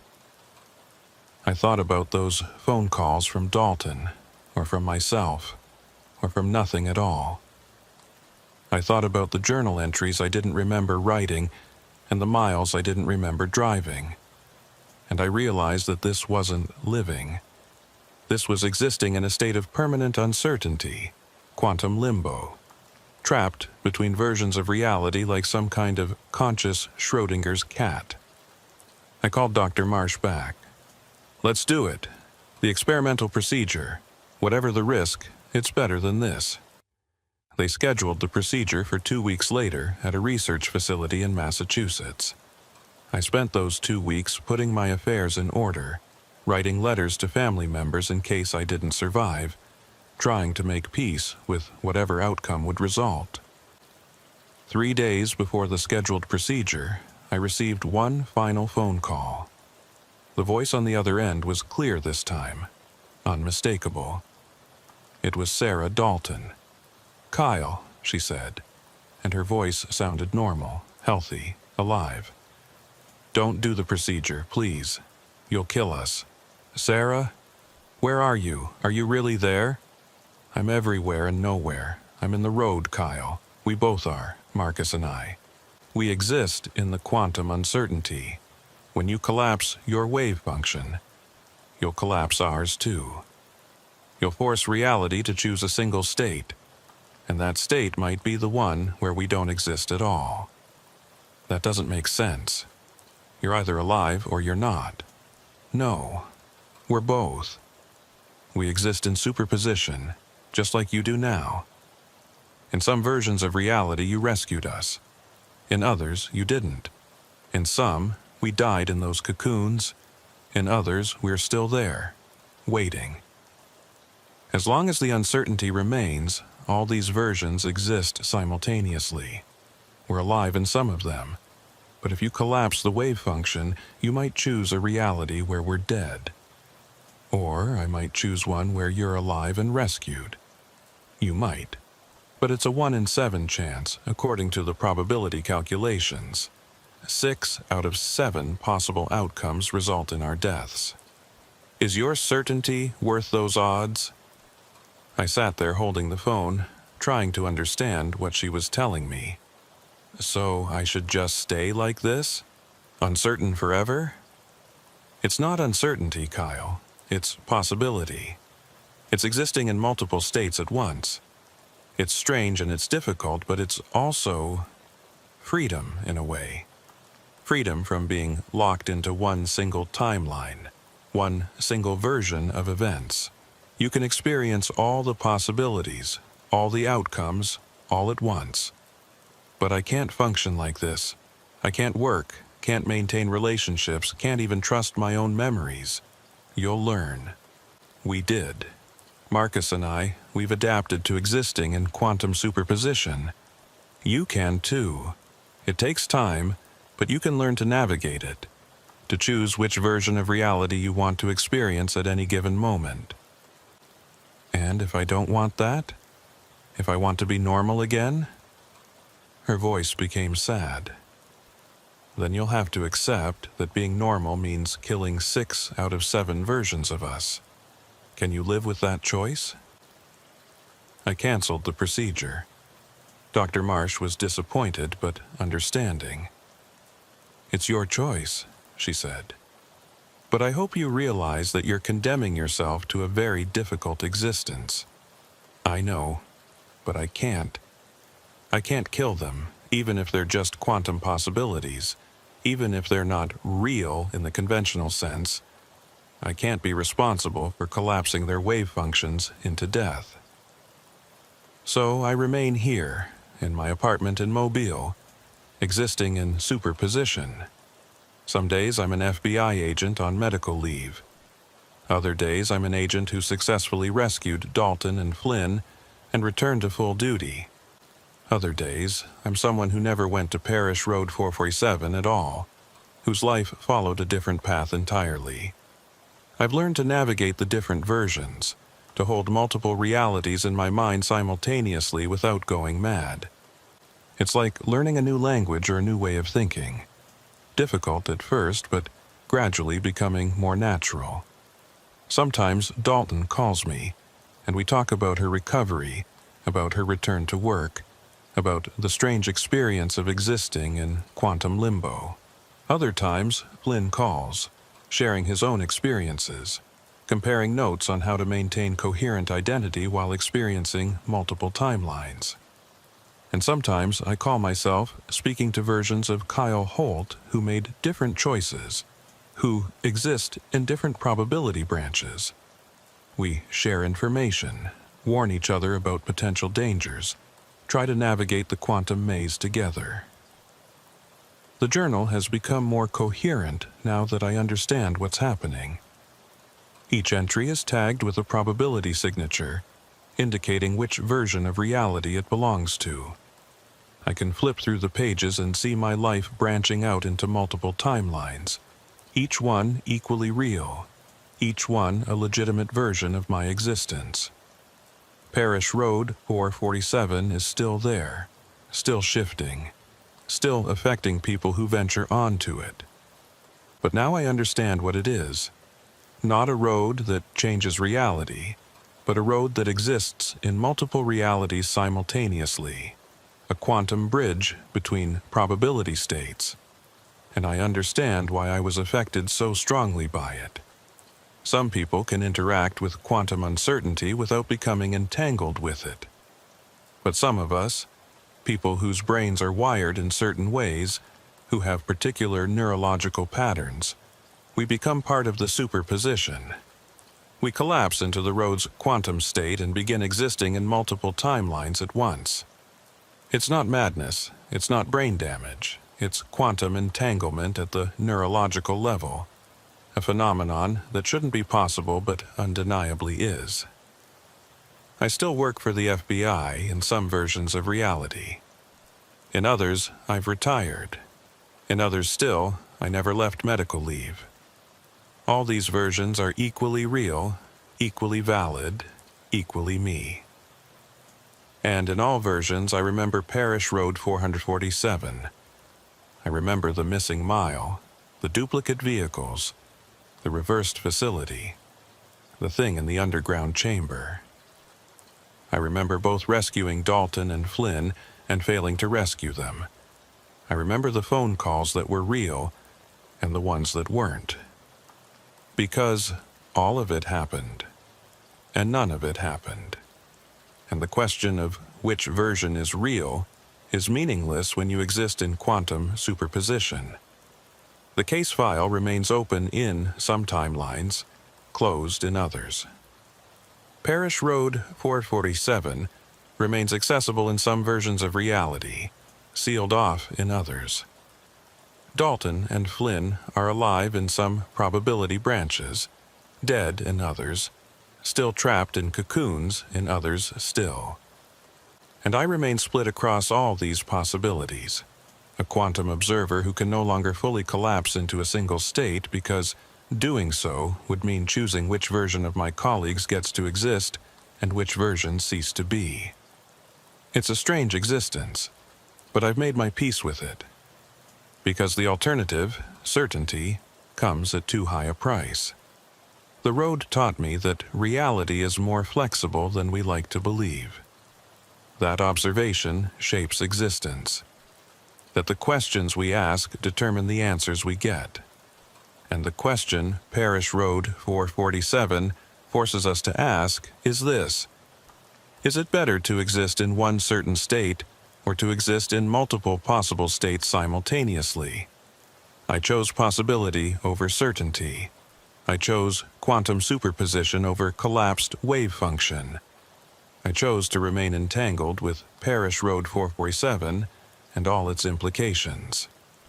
And now I live in the space between realities, experiencing all the versions of my life at once, holding contradictory truths in my mind without contradiction, existing as a living example of quantum mechanics applied to human consciousness. Some days it's overwhelming, most days it's manageable, and on the best days it's actually liberating to know that every choice I make branches into multiple outcomes, that every version of me exists simultaneously, that no single decision can truly be called a mistake because somewhere, in some timeline, I made a different choice and experienced a different outcome. Parish Road 447 didn't break me. It transformed me. It showed me that reality is far stranger and more complex than I'd ever imagined. And it gave me the ability to navigate that strangeness, to exist comfortably in uncertainty, to embrace quantum possibility rather than collapsing into false certainty. The investigation continues in some timelines. In others, it's long closed. In others still, it never began. But across all timelines, across all probability branches, one thing remains constant.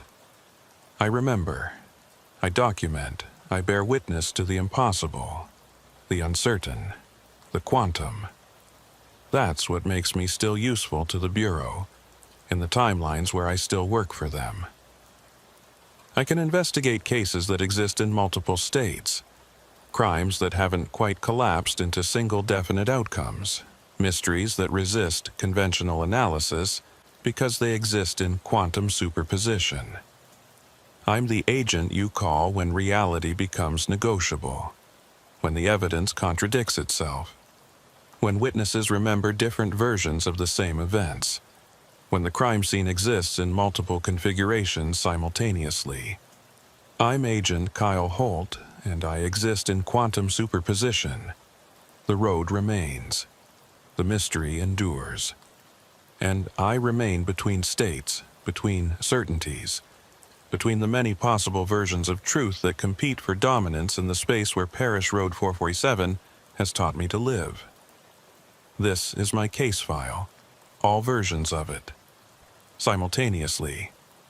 And somewhere in some timeline, Sarah Dalton and Marcus Flynn are reading this, understanding what I've done for them, grateful that I chose to remain uncertain rather than collapsing their possibility space into probable death. And in other timelines, they never read this because they never existed to read it. Both are true. All versions are true. That's what Parish Road 447 teaches you in the end.